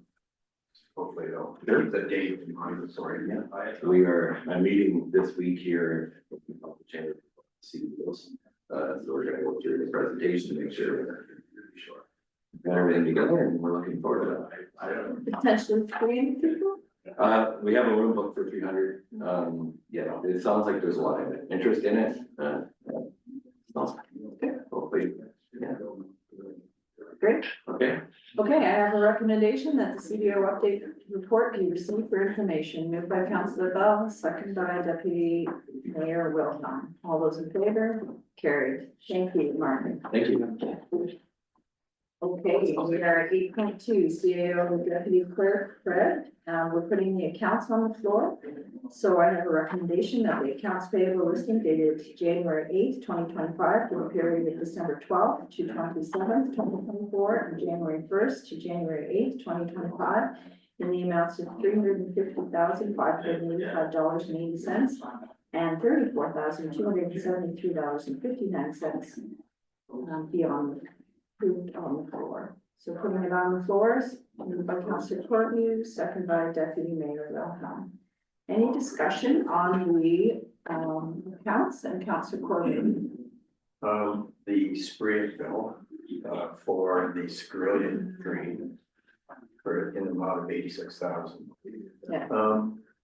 So we're gonna carry that till the drain is done likely. Will there be an interest rate on it? Typically, yeah, typically it accrues and Okay. we can calculate it and we can accrue the interest for 6 months after the job is completed. So, Just 6 months after. Yeah, so as long as we're fronting the money, we would assign it to that project. Yeah, I'm okay with it, as long as we're getting our costs covered and we do have to pay our bills, so as long as we're getting it covered with a carrying charge. Well, so let me be clear, we would not be accruing interest on the lost interest that we would have collected if we left that money in the bank. Is that what you're asking? Well, I just wonder what kind of interest rate are we getting on that money that we're carrying until the drain's done? Well, so it depends on how we finance it. So if we're financing it from cash, then we would not be able to collect on the interest that we would lose by paying that account rather than leaving it in the bank. But why wouldn't we have something like in the 5 to 7% range? That we'd be actually doing better than what we're carrying in the bank. We're carrying it for the landlord. Yeah, that's a good question. Or build them right away, one of them. It's a good question. I think, drain funding, drain financing is something that I plan to sit down with our new treasurer over and see if there is a better way for us to fund those plans. I have had some discussions about potentially financing those drains, so rather than funding them from our reserves or from our operating capital, we would potentially, for example, use a line of credit where we could borrow the money against the line of credit rather than taking the money out of our cash flow. And we could then recover the interest on that line of credit from the beneficiaries of the drain. That's not how we currently finance or operate drains. That is an option. Something to consider going forward. We also don't charge for general administration on drains. There are some limitations in the legislation on what we can charge back to the drain. I'm not sure that we're doing it as well as we could. But as I said, once we get a new treasurer in place, that's something that I want to spend some time on and see if there is a better way for drains to be funded and how we can get away from front ending Well, a lot of these projects. you look in these here, Fred, under administration. Yeah. They're being covered, so why can't we? Yeah, I agree. Yeah. I agree. Yeah, we just don't have a process right now that acknowledges that, which is something that I think we need to work on. Okay. Councillor Vanessa? Just to carry on with Sam's question, that's regular drain, I really don't have a problem paying these drains to come to council, that doesn't come to council yet. Why are we paying that invoice already? So I can answer that. That is coming to our next meeting. So we've received the reports. He's done all the work. So that's why we've, put the invoice for it. We just got it. So we got the reports. So why don't we pay them after our next meeting? I guess our practice has always been that when we get an invoice, we pay them as soon as we get them. Again, he's completed all the work, he's done all the meetings, so from a staffing point of view, we don't feel there's a reason to wait. But because the work that he's done isn't just, like, whether council accepts the report or not, he's still done all the work. So, it's up, if council wishes to wait to have, we can pull it from. Well, it sounds like there's new policy coming, hopefully. Well, it's something I know council has spoken about, and it's definitely at the staff level with changes we've been having in staffing. It is a good opportunity to have a look at our processes, so. I think the fact that we only have one meeting this month is also why. Yeah. Councillor Bell? Yeah, I think the sentiment is, there's a theme that everyone else is protected with us, believing ourselves a little bit more. But I had a question about the 50-ton fixed boom. What was that one for? It was about $1,700 on page 271. From 6666654 Ontario Limited. And it was under winter control. I just don't know what that. I'm gonna say that, I can't find it on my sheet here. But I'm gonna say that that was probably related to pulling our plow out of the ditch. Yep, done move, yeah, that would make sense, yeah, yeah, okay. And then there's a lot of hydro. Is the hydro on here twice because we didn't pay it, or we're just gonna get one meeting this month, or? We typically have a number of meters, so all of our hydro, we try for accounting purposes, so metered there, metered here, different meters, 2 meters at Kirkland Woodham. Each meter is for the streetlights, so, right, that's generally how we're billed for hydro. Each of the shops, for example. It just looks like there's dates on them. I just didn't know if that was, So some of them are because,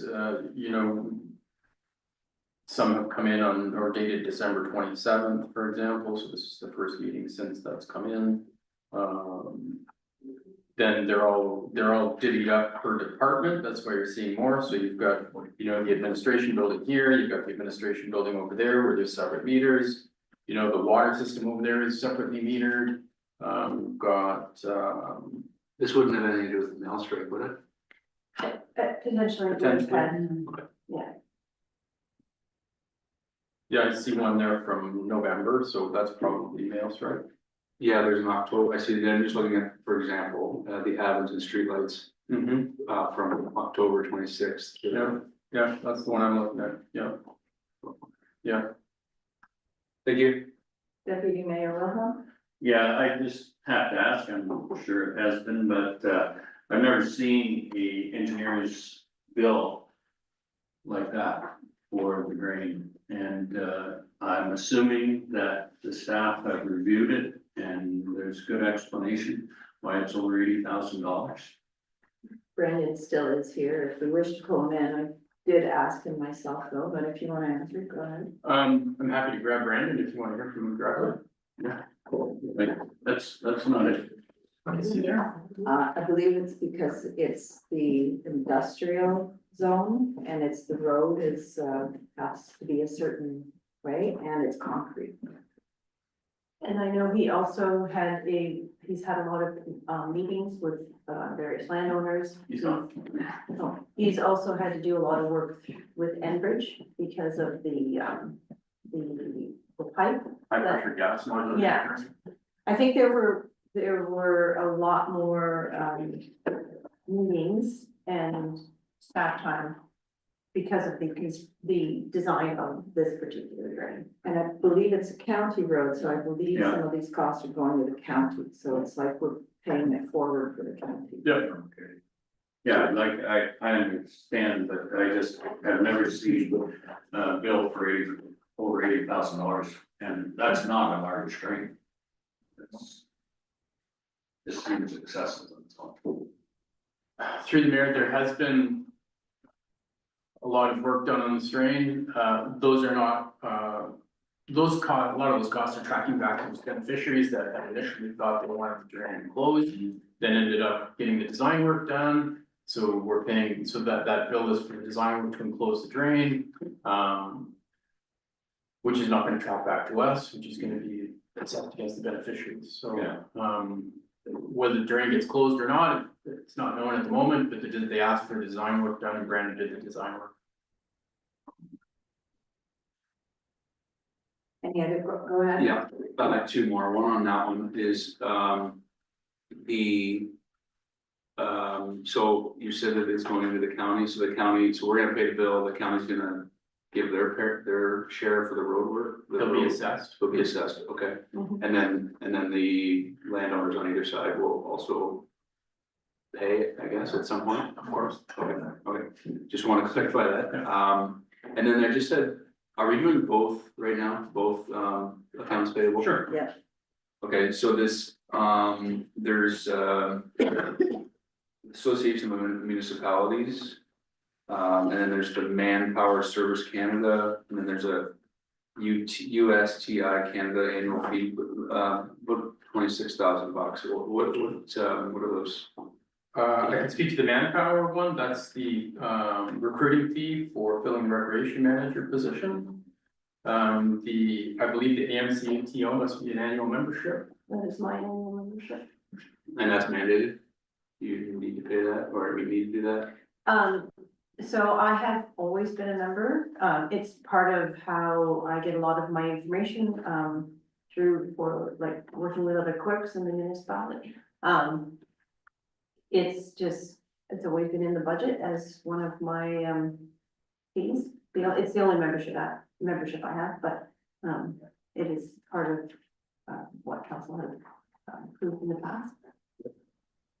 And the last one is the Association of Municipalities of Ontario, so it's like $2,300 or $2,200. So. I believe we are mandated as a municipality to be part of the AM, so. Okay, thank you. Councilor Vanessa? A couple questions here. Black Creek Water System, there was a special charge for $550. Any thoughts on that? I don't know that one. Okay, that's fair enough. And then I see there's a payment to VM Ross for the Cedarville subdivision of $2,700. Is there any money left in that, of that 10,000? Probably pretty well eats it up, is it not? I don't know off the top of my head. Will we have to put some more money into that account? I'm assuming we will if there's another invoice. I'll have to check.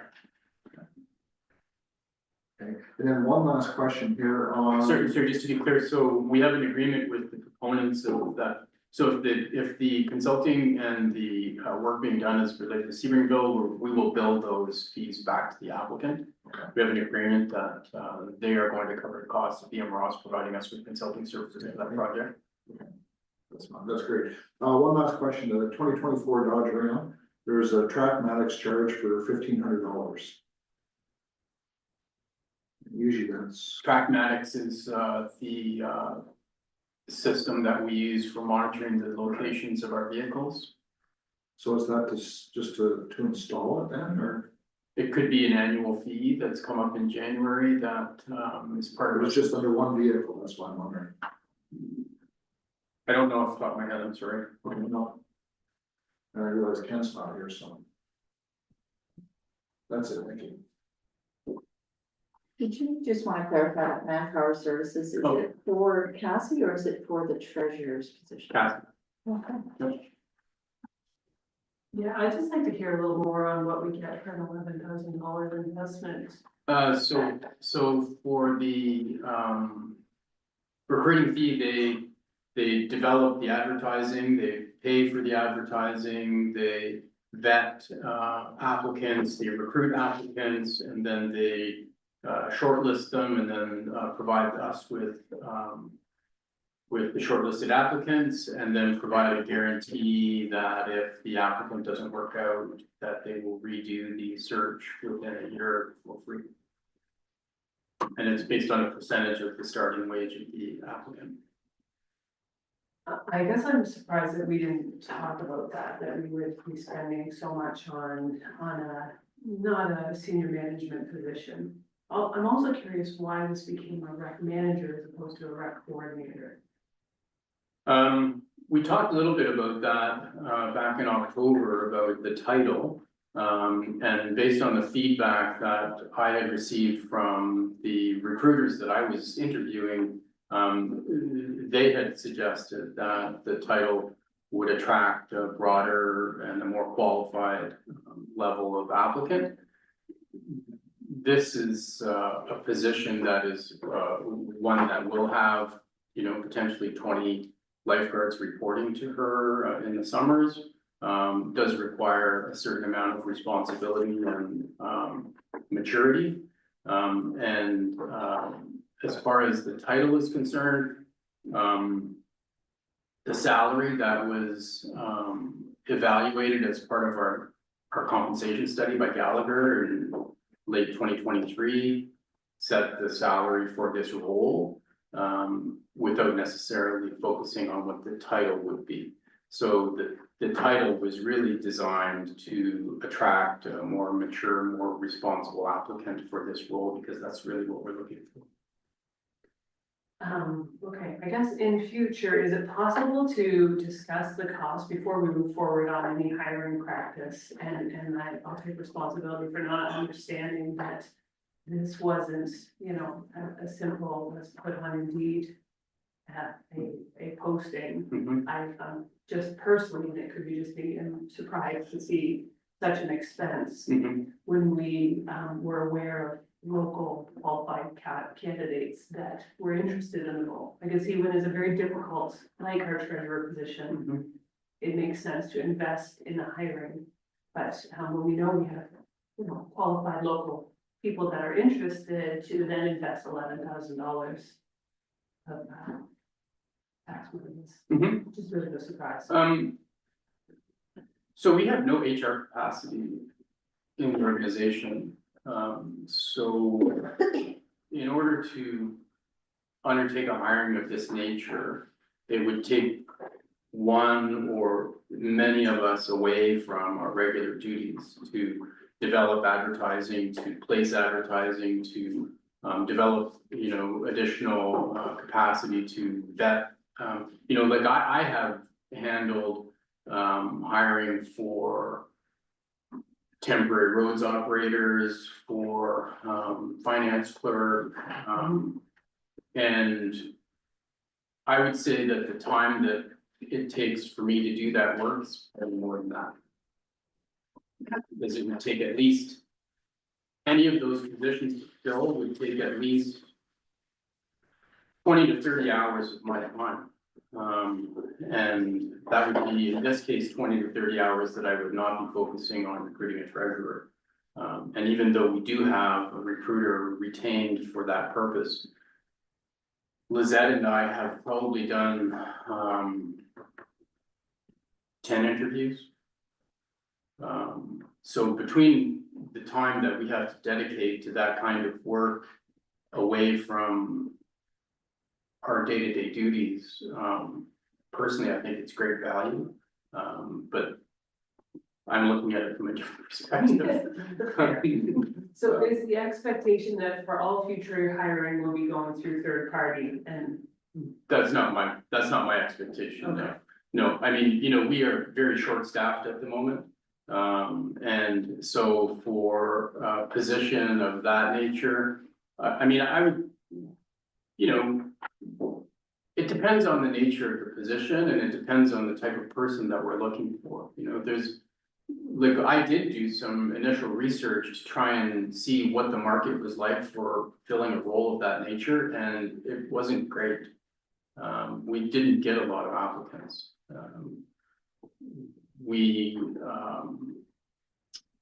spent a lot of time trying to think about, you know, what the right job description would be and who might be attracted, but, you know, the recruiters are basically looking at candidates, recruiting candidates, encouraging them to apply, finding people with the right qualifications, with the right experience, looking for work in this compensation range. It's really more than I have time to do. It's more than Lizette and I together have time to do. So, you know, when we were given direction to proceed to hire a recreation manager, I think we expected that there was an understanding that this would be the process given where we are in terms of our staffing capacity. But I'm happy to, you know, in the future, if we're going to do that, to come back to council and report on that.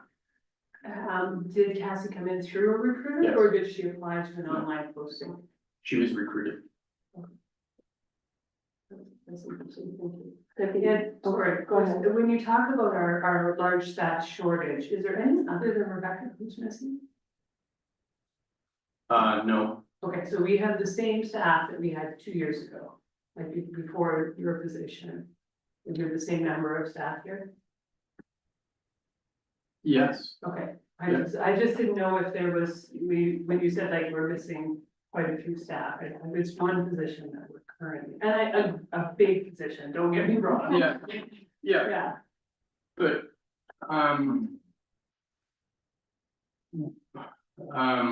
we are short-staffed, as an organization. That's my view. Have I brought forward a recommendation to enhance their staffing complement? No. Am I planning to do that? Yes. We outside are, of this new role. yeah, like we are behind. We cannot keep up with the compliance pieces, with the regulatory pieces, with HR strategies. We are short-staffed as an organization. Even if we hire a treasurer. Yeah, we are short-staffed in finance, we're short-staffed in public works. You know, we are just scraping by on our compliance piece with the hours of work under the Ministry of Labor for our public works people, especially during storms like this.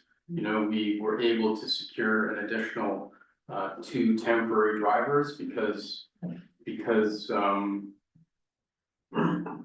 of the storms and the intensity of the effort, our drivers were timing out, so they can only work for so many hours before they have to take time off. And you know, we had seriously thought about declaring a severe weather emergency because we were not sure we would be able to keep up based on our staffing complement. We didn't go there. Others did. The county did, for example, but we managed to find a way to keep on top of the storm. You know, we're struggling. I think if you asked any senior leader in the organization, they would tell you, yeah, we're struggling. We're going flat out 24/7. Yeah, please know that my questions were for understanding and not, I meant no disrespect. This is an incredible Yeah. team in the township, and I really do commend you all on your hard work. It's, Yeah. we have limited understanding outside of what you tell us. Yeah. And what comes in a report.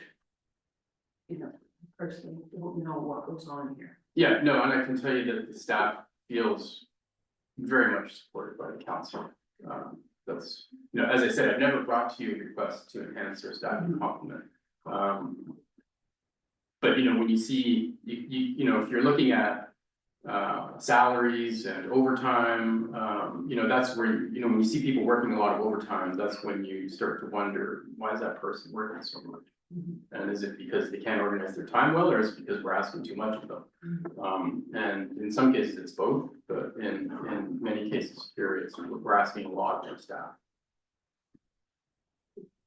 Deputy Mayor Wilhelm? Yes, as you indicated, Fred, HR has always been an issue with First South. And years ago, we had an agreement with the county that we could utilize their HR staff somewhat where possible. Is that still ongoing, or is that kind of fallen by the wayside? Through the mayor, I don't believe we use the county's HR capacity at all.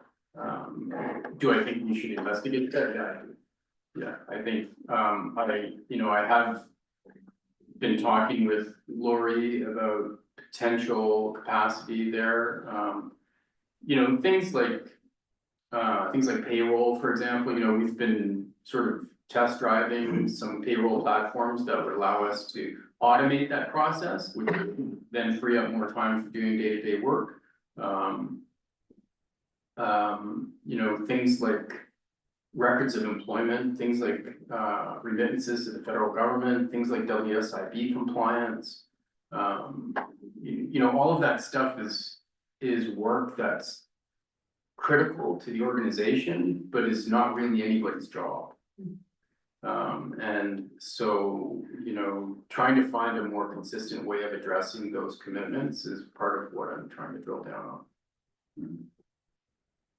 But yeah, some HR capacity in the county might very well be helpful, especially for things like, you know, seasonal hiring, for example, you know, that would be super handy.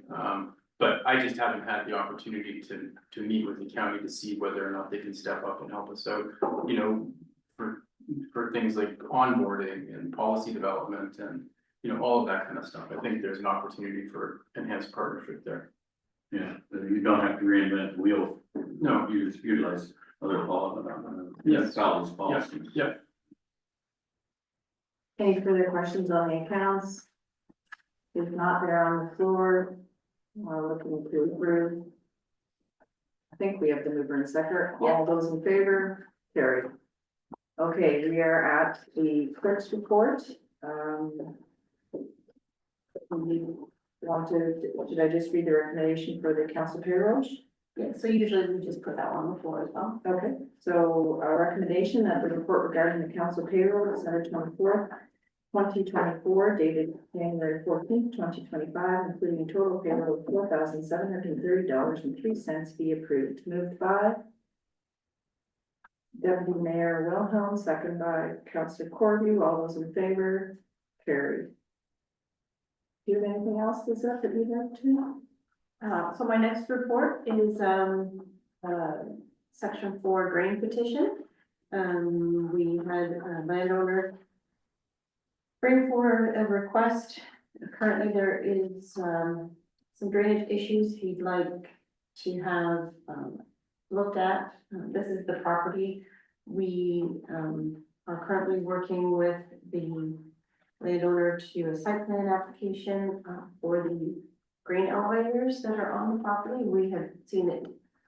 We did the temporary building permit for that, so I'm just requesting that council consider receiving the request and then approving going ahead with the petition and then appointing a drainage engineer to do a report on the work. Anybody have any questions about the Giesbrecht drain petition? No? Okay, a recommendation that the council considers the drain petition request received by Matthew Giesbrecht and decides whether to proceed with the petition, and furthermore, council agrees to proceed with the petition, appoints. Who would you like appointed to prepare a report on the proposed drainage works? Who would council like to see? Is there anybody that has history there? It's a new drain, so The history in the area. I'm not sure, actually, I didn't look into that. Councillor Corby, I'll make a motion and we use for it. okay. So we have Spirit and Associates in there, so moved by Councillor Corby then, second by Councillor Vanessa, all those in favor, carried. Thank you. I see correspondence, I see, the letter from the Perth County Federation of Agriculture, and it's in regard to the kite fly, that's right, fighting, kite structures and glass coated lines. Would we like to support them and, develop a bylaw, instruct staff to develop a bylaw, prohibiting this kind of activity in our area? Councillor Martin? After hearing sort of staff constraints, I want to we sort of table this respectfully for the time of our staff until it becomes more. I did actually speak with Martin. We've never received a complaint or concern about kite fighting. In fact, I never heard of kite fighting until I read this report. It sounds fascinating.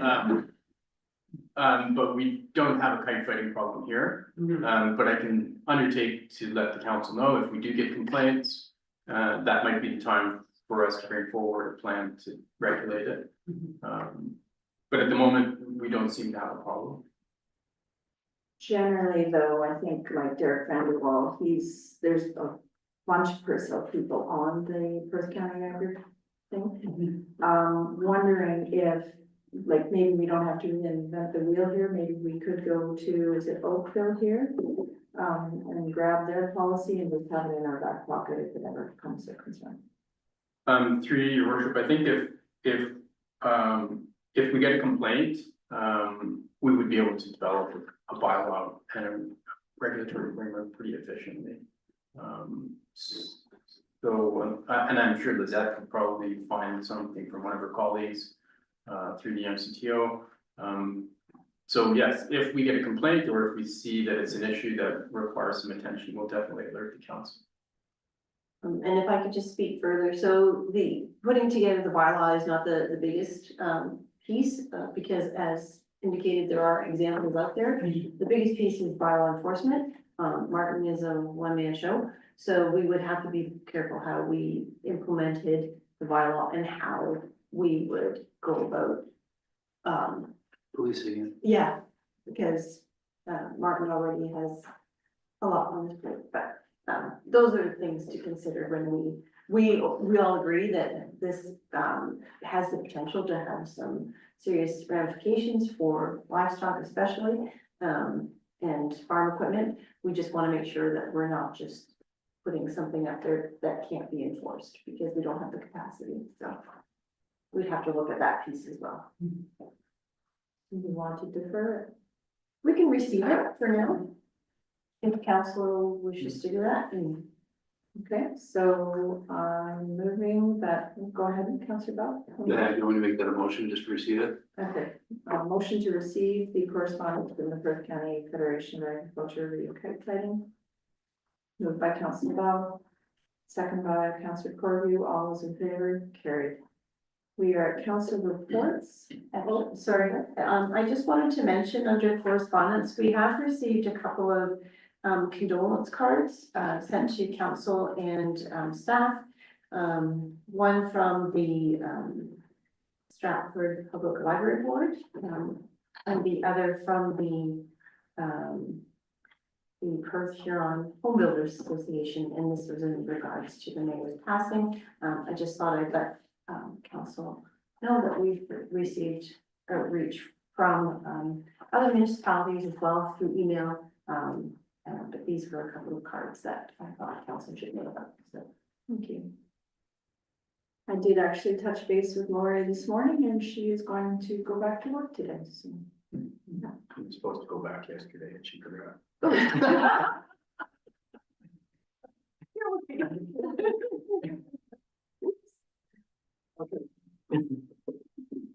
So we are at item 10.1, Mayor and council reports. Councillor Martin, do you want to start? Yeah, I've had a couple calls recently, about Cedarville, wondering where we're at, if all of the, up-to-date information is currently online, if there's any updates there. Is there anything to provide on that? Through the mayor, there is nothing new. We certainly expected things to be further along than they are now. In fact, I think I've shared with the council that we expected to have the next iteration of the EA here in September. But it's not, the pace of this development is not something that we are in control of. We react when the applicant provides us with a draft strategy, and then we engage BM Ross, who provides feedback, and then it gets incorporated into the document. The last exchange that we had, I believe, was, I'm gonna say, in early December. And so the next time that they'll come to council will be for review of the preferred servicing strategy. And I know as recently as November, there were some changes that were made to the infrastructure design. So, long story short, there is nothing new. There is not been any movement on that project since the last report to council. I'm hopeful that we'll be able to get the EA out for further public comment in the first quarter. But again, it's not something that we're in control of, but I'm happy to keep the council apprised. I'm hopeful that we'll get an update maybe by the end of the month on when we can expect the servicing strategy to be brought to council. Any other questions? Yeah, the other question is in regards to the intersections on 122 and 29, and on 29. We've had accidents there even recently, so I've had some people that have reached out to council before to asking, are we looking at that again? Wondering if, I tried to find the engineering report we had on that, but I couldn't remember when that was. Is it possible to discuss those again and include that in a future package so we could review?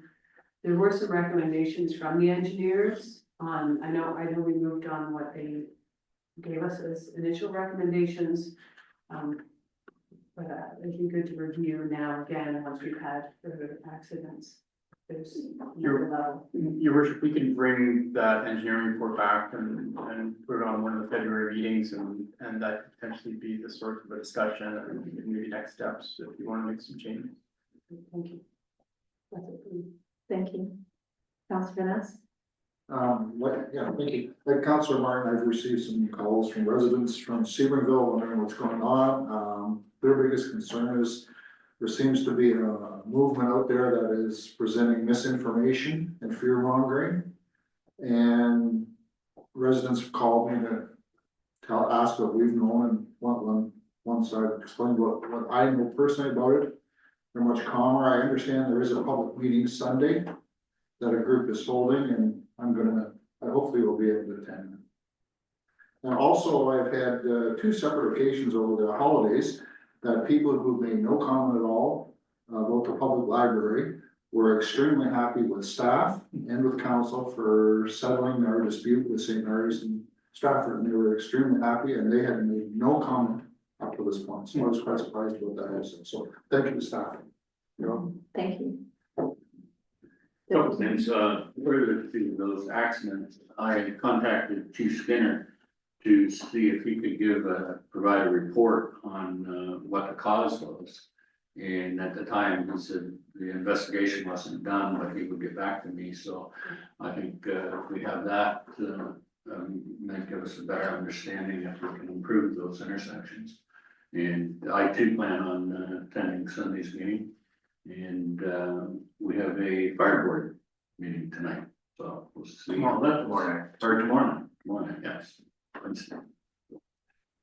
That's it. Did you want to say anything about county council at all, or? No. So frustrating. Councillor Corby. Yeah, so about Seamanville, is it worth putting out a statement on where we stand and what's going on, or is it something that we just wait until we get our reports back? Like if there's, Sue and I talked about this, if there's misinformation, should we address it or just stay out of it publicly until we get the correct information we need to make a decision? Can I comment quickly on that? Can we just tell people to watch this video and how you explain exactly what's going on, so when we put to bed where exactly we are today? Because that's what I'm gonna do. Through the mayor, I would propose that I reach out to the applicant and see if we can get an updated timeline. And then perhaps that's the type of update that we can circulate that might lay out, you know, what the applicant's expectations are. I mean, there's not really, you know, what we would be announcing is not really work that we're doing. It's work that the applicant is doing, but because we're a co-proponent on the EA, you know, that's part of why I would like to know what the timeline is so that we can plan and make sure that we're ready to respond in a timely way. But I will reach out to the applicant and see if they have updated their timetable for this project. And then we can draft something and post something. I think it would be better than just rumors flying around if we could get an update. The other thing I thanked Fred before the meeting on his communication with council on incidents in person, because everybody has a camera in their pocket and it's better we find out from the horse's mouth. So thank you for it. I'll take it as a compliment.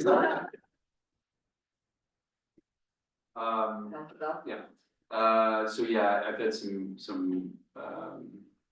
back and forth with some folks from Seamanville as well. So I like I said, you did a great job explaining exactly where we're at. So thank you for that, Fred. Also on the accidents, on this road, actually, there's a complaint that the sign is too small and it's way up in the clouds.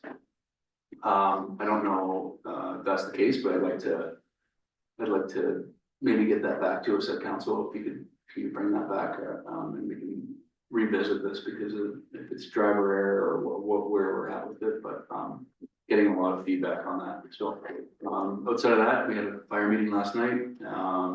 It was going well. Yeah, we're gonna make some decisions moving forward on fire, but that's all I got. Great.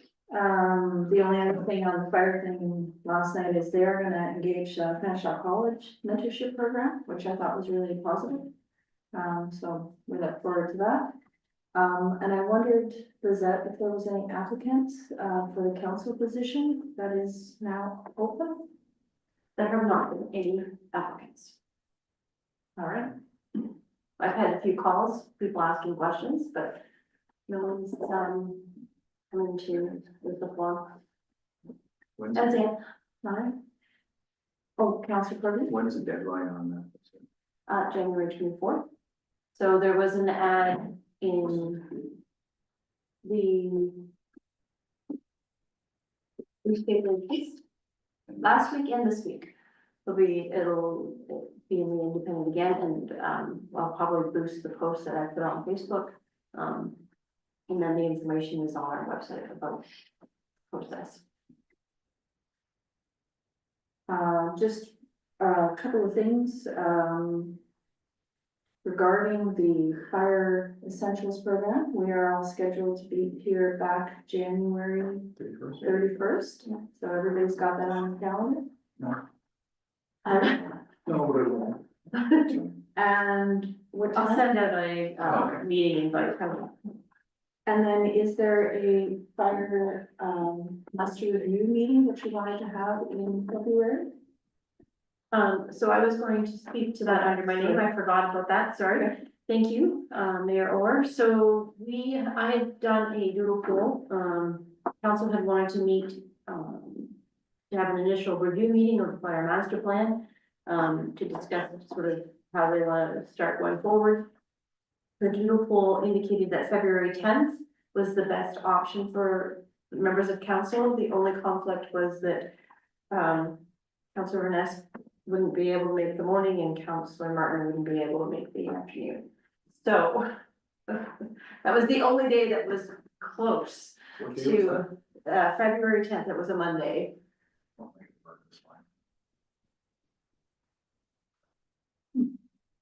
I don't think I responded to that, but anyway, just go ahead. Actually, you did. Did I? See, I couldn't make it. Well, It was morning. it was the If it morning. works, I'll make it. So I guess if one of you could tell me which we can go forward with February 10th. Yeah, I'll look at my calendar. yeah, okay. All right, so we got those dates cleared up. Regarding county council, there was an interesting notice of motion that was made public. The North Perth mayor would like us to review our, council seats at the county council. I would think that we're gonna have a discussion at the next meeting over that. We have pushed our budget review, to the beginning of February. We're gonna have a day, we're gonna dedicate most of the meeting to the budget for the county council. There's some, pressures that are happening that, we just have to wait and see what happens, before they were going to set their rate. Do we have any budget information regarding, no? I guess it's when the treasurer comes, right?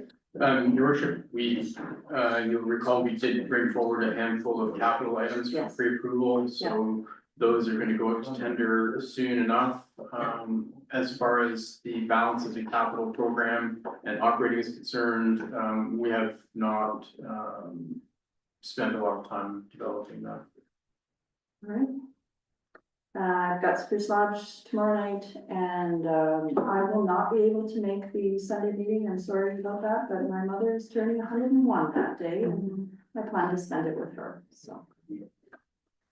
Okay, so I have a recommendation here that. One last thing Go here. ahead. We're talking about the accidents on Road 122. 10 days ago, I came into a farm on line 26. I seen somebody coming from Stratford, blew through that stop sign at 80 kilometers an hour. So of course, I got mad as hell and started chasing him. He blew through line 29. He stopped. He did stop at line 32. Pulled up in front of a guy then, and finally got stopped by the buses, by the tracks. Just before you get to Sobeys. And there's about 100 kids get on the 2 or 3 different buses there, so I walked up to the window and knocked on it. And asked him why he's blowing through stop signs, and right away, I didn't blow through any. And I says, well, my neighbor has you on camera doing it. And he vehemently denied doing it. So once the buses left, I went into Sobeys and I called the police.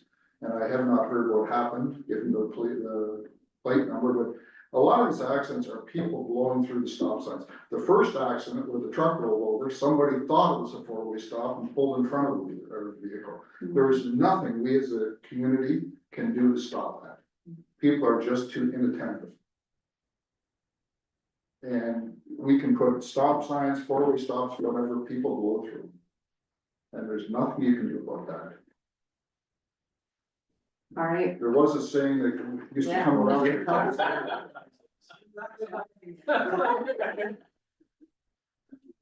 Okay, so I have a recommendation that the report regarding the mayor's monthly activity for the month of December 2024, dated January 14th, 2025, be received for information. Moved by Councillor Bell, second by Councillor Corby. All those in favor? Carried. I have zoning bylaws here. The bylaw 1-2025 being a bylaw to amend the Township of Perth zoning bylaw for the property located at 2454 Road 125. Be given first, second, and third readings and be properly signed and sealed. Moved by Deputy Mayor Wilhelm, seconded by Councillor Vanessa. All those in favor? Carried. I have a recommendation that the bylaw 2-2025 being a bylaw for drainage works known as the McEwen Drain Branch E be given first and second readings. Moved by Councillor Martin, seconded by Deputy Mayor Wilhelm. All those in favor? Carried. I have a bylaw 3-2025 being a bylaw for drainage works known as the McEwen Drain, C&M Farms Fork Crossing, be given first and second readings, moved by Councillor Bell, seconded by Councillor Cordew. All those in favor? Carried. And I have a recommendation for the bylaw 4-2025 being a bylaw for drainage works known as the Thompson Drain, be given first and second readings, moved by Councillor Vanessa, seconded by Councillor Martin. All those in favor? Carried. I have a recommendation that the bylaw 6-2025 being a bylaw imposing special annual drainage rates upon a land in respect for which money is borrowed under the Tile Drainage Act be given first, second, and third readings and be properly signed and sealed. Sorry, yes, that was new.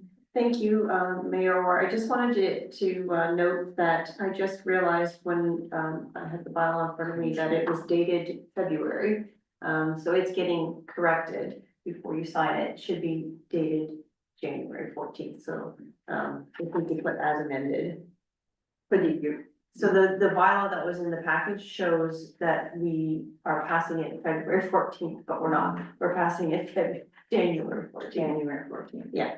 And this is for, This is for a tile drain loan, this one. okay, If we could just say amended so that it's got the proper date in it. okay, as amended, moved by Councillor Vanessa, seconded by Councillor Cordew. All those in favor? Carried. No announcements? No notices of motion?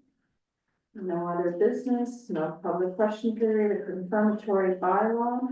The bylaw 5/2025 being a bylaw to adopt, confirm and ratify matters dealt with the resolution of the Township of Perth South be given first, second, and third readings and be properly signed and sealed.